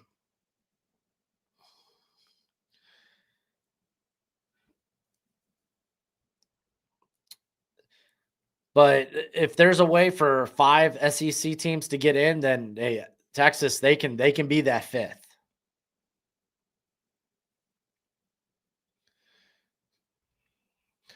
I'm not sold on Mendoza as a top 5 pick, but just because he plays quarterback, yeah. It's worth taking the shot on Mendoza. If you think he's a top 10 pick, it's worth taking him in the top 5. If you think he's a top 15 pick, it's worth taking him inside the top 10 just because of the position. just because he plays quarterback. I would have Mendoza ahead of, I think, Cam Ward, potentially. No, would I? He would be in the same ballpark as Cam Ward. I think he'd be in the same ballpark as Cam Ward. I mean, if you go back to the 2024 class,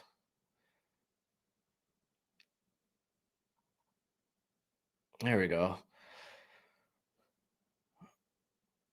All right, so this is basically how I had the 2024 class. Caleb was 1. I liked Caleb. Everyone and their mom liked Caleb. Drake May, he was QB2. I had him at 4. I had Neighbors and Harrison ahead of him.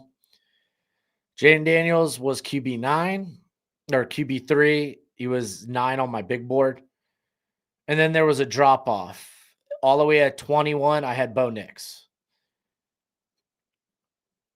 I think Mendoza would be that tier in between where I had Daniels and Bo Nix, which probably slot him around the top 15.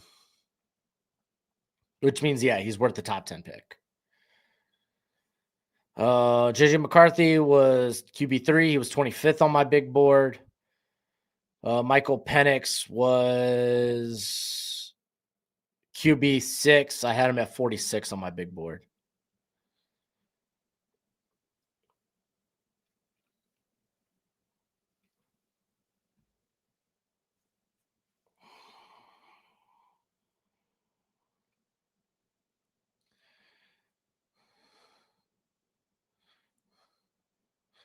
Who's to blame for this game? Ugh.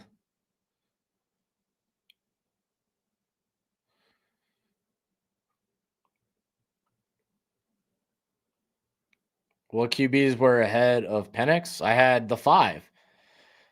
McCarthy, Nix, Williams,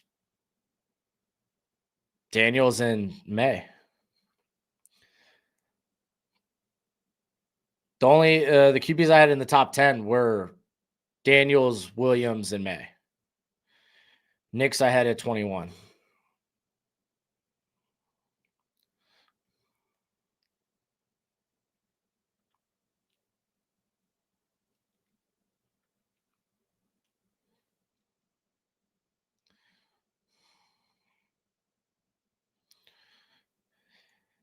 Knowledge, I mean, dude, that's kind of fair. That's kind of fair. Another Tar Heels quarterback in Chicago. Ooh, maybe it was too early. All right, they fake the handoff. It's a bootleg, and Gunnar Stockton's in, touchdown.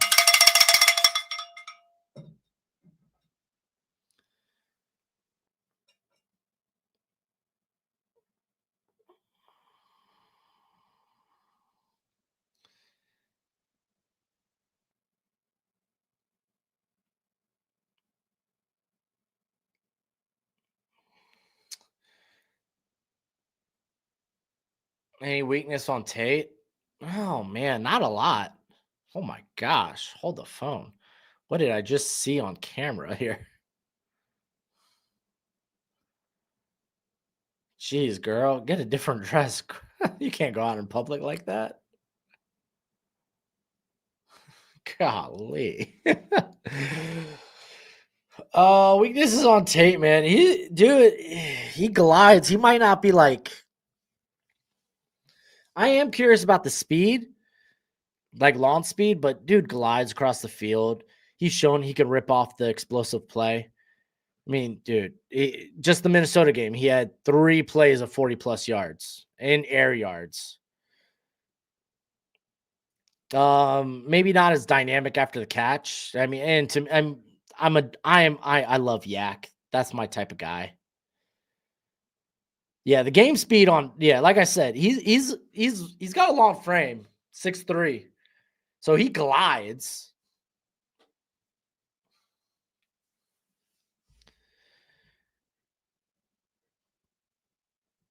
But dude, I love Yak. I'm a sucker for Yak. Yards after the catch. Oh, That's just my niche, dude. That's just my fetish, I suppose. And I'm willing to admit it. I don't know about next year's draft. If we're talking, Jason, if you're talking about 2026, you got Snowden Smith from Utah. You have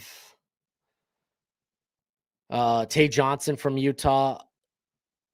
Arizona State's got Keith Abney. I love Abney. He's my dude.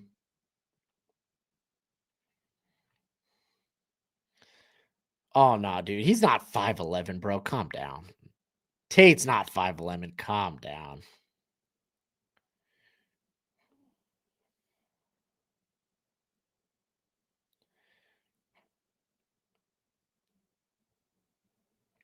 Oh, I like Tyson. I like Jordan Tyson quite a bit. I think he has the best shot out of Tate and Lemon of being an elite wide receiver in the NFL. I think he might have the biggest upside.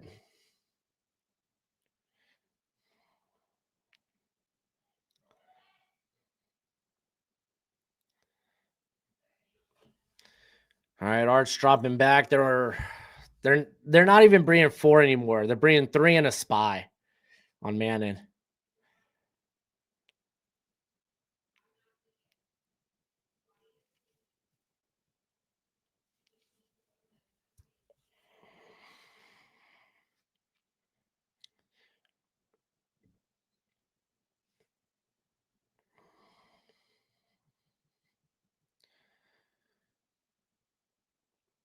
Oh yeah, Denzel Boston's real nice too, 6'4", 210. And it's not like he wins downfield, but it's not like he's a jump ball guy. He can be a jump ball guy, but multiple times he has hit over 20 miles per hour downfield. The man's got some lawn speed. Who's the best at playing through the hands of wide receivers? Like Mansour Delane's probably one of the most physical corners in this class. All right, Arch drops back. Okay, they're bringing some extra pressure here. Arch going downfield, but it's overthrown.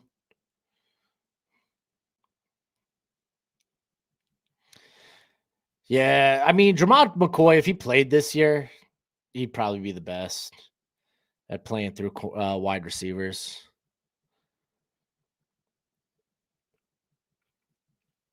I will say, I watched Brandon Cease, the South Carolina corner, this week. I don't know how he did against A&M today. But yeah, I watched him this week, and my gosh, if you're looking for an athlete, he is an athlete. He checks all the boxes. I get why Mel Kiper was like, "Ooh," and I even think Todd McShay brought him up. But golly, I was talking with Alex from Hail Mary Sports about him. Ooh, Alex is really high on him. I don't blame him.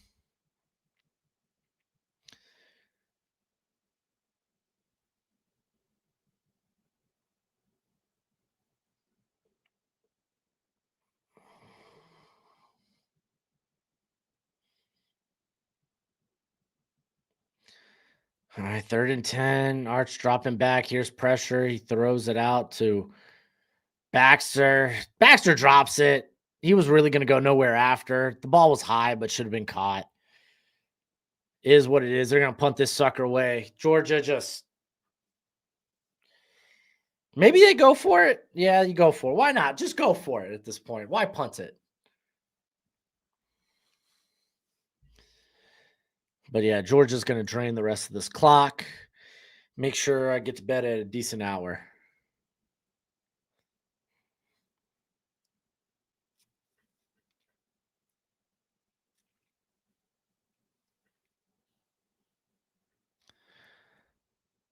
And Arch dropping back, slings it, gets it to DeAndre Moore for a touchdown. Wow, they wish. First down.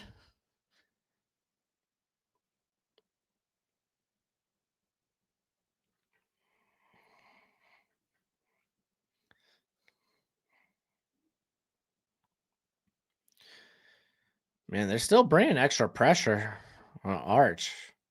Oh, fumble! That's a fumble. Yeah, Livingstone knows it too. That's a fumble. I don't think he was down when that sucker got ripped out.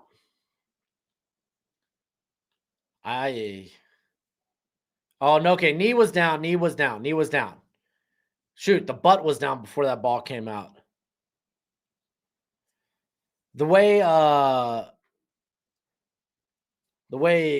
Livingstone reacted, I thought the ball was out before he got down.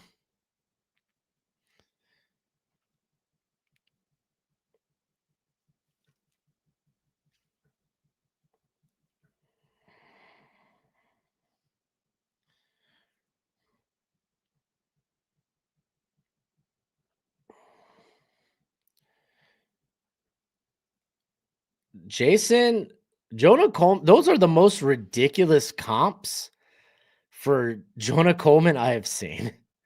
Mostert, dude, Coleman doesn't have the speed of Mostert or Gibbs. You're talking about a bowling ball type at 227. It's not crazy launch speed, but he's got good movement skills, good I would say decent launch speed for that size, but decent launch speed for someone who's 220, 227. But it's really it's just the movement skills at that size, the suddenness.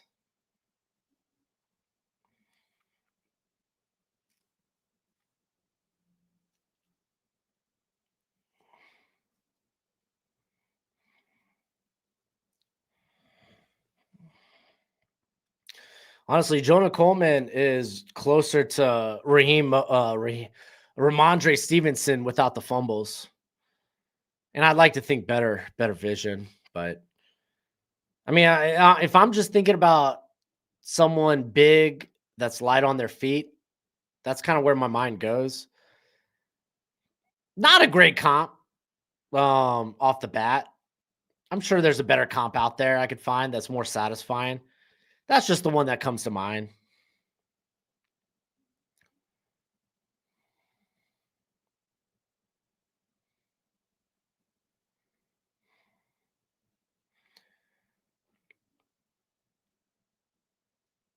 Oh, gets it out to DeAndre Moore. They're at the 15.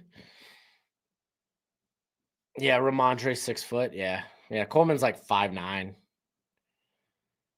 I'm just thinking of a bigger back light on their feet. Again, that's what I threw out there. This is why I don't do comps until later in the year. Quarterbacks, it's a little easy to draw comps for because you don't really care about size all that much.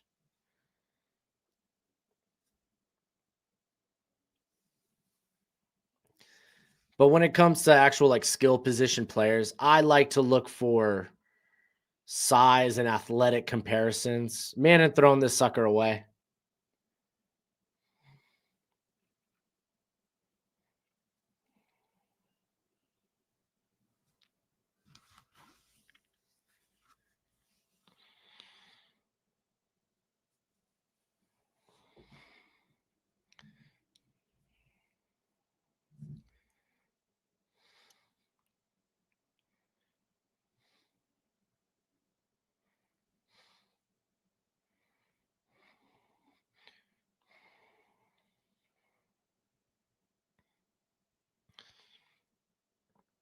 Pressure comes. He gets it out quick to Ringo.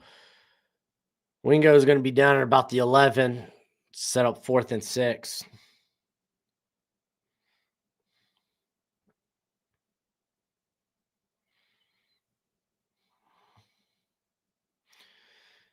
And man, dropping back. Here comes the pressure going over the middle. Ringo's on the ground. They're calling it incomplete. They're saying there's no penalty. That's a turnover on downs, I believe, right?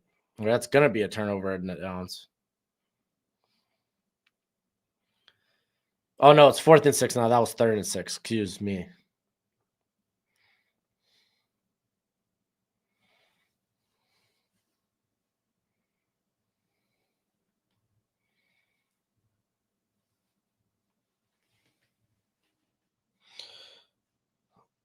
I didn't see a PI on that play. I mean, to be fair, we only saw the end where Wingo was on the ground. Oh, they bring it out all out blitz. He throws this one up. It falls incomplete. That's a turnover on downs. Turnover on downs.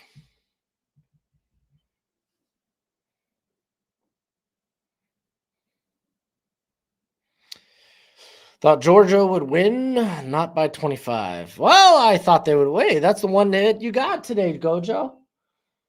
You had Georgia minus 6.5, dude. Good job. Now, Purdue and Coastal, you got some work to do, Gojo. You went 1 and 2 in all of these on the day, bro.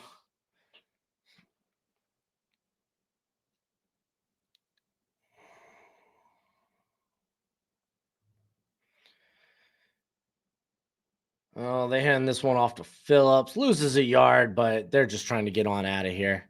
It's going to take us to the 2-minute timeout.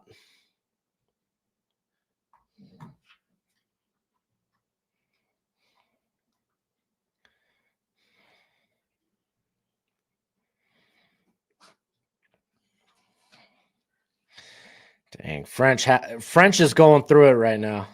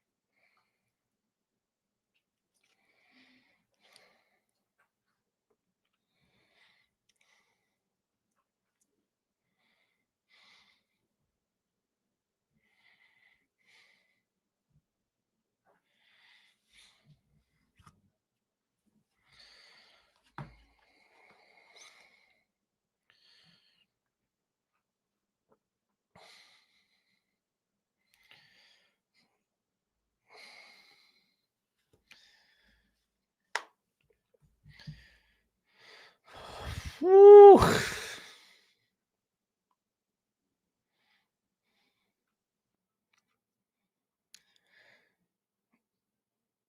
Tough go thing. Let's do a scoreboard. Haven't done one in a while. Only a few games going on right now. Oh, Missouri. They really. Oh my gosh. Ahmad Hari has 268 yards rushing. Absolutely went off on Mississippi State today. Missouri's up 49-24. Jacksonville State's up 32-19 on Kenshaw State. Washington State's up 14-0 on Louisiana Tech. BYU, they're up 10-0 on TCU. I got a good buddy that's a big TCU fan. He's not going to like this. Yeah, I kind of had a feeling that San Diego State and Boise State was going to be a bit of a slog. No points in the first quarter yet. Fresno's up 7-0 on Wyoming. A couple of the games that wrapped up. Ole Miss survives against Florida. Florida just didn't have the gas in the second half. That was kind of what I said earlier. Do they have enough gas or are they going to just run empty once they get to that second half, specifically the fourth quarter? Utah, man, they just 55-28. Backup quarterback has 166 yards rushing. That's insane. Hey, Josh Cameron had himself a day. 13 receptions for 165 yards, 2 touchdowns. Purdue, just destroys poor. Washington just destroys poor Purdue. Sam Houston holds on at the end, 26-23. UNLV able to hold on too. In OT, 29-26. Ohio State, they actually end up hitting the over. They were minus 34.5. They hit it. Good for them. Lorenzo Styles had a 100-yard kick return. Golly.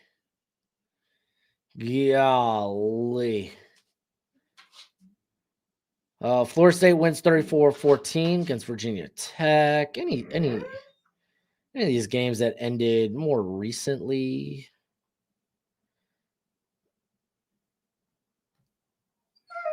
I got you, Gojo. Give me a sec, bruh. Just looking around at some of these games. Dang, Coastal missing. Look at this. They score a combined what? That would be 23 points in the second half. They scored more points in the first and then the second quarter than they did in the whole second half. Wild.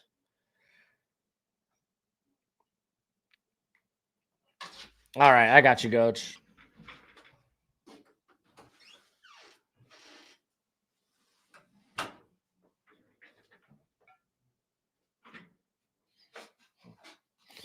Shoot, man, I feel like we need to go in morning for French here. As I begin to close up shop. We're in straight mourning. We're in mourning here for our fallen friend French and the Texas Longhorns.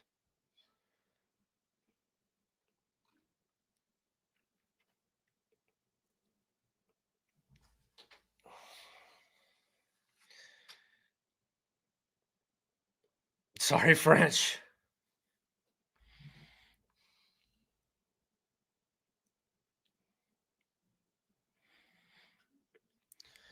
All right, well, we got a punt here, but I imagine Texas needs the ball. Maybe they hand it off, but we're going to see the final play right here. Hey, I did hit on a I betted Georgia minus 6.5 by itself. Because it was like you had a 30% bet boost on FanDuel if you bet the game by itself. So I did. Oh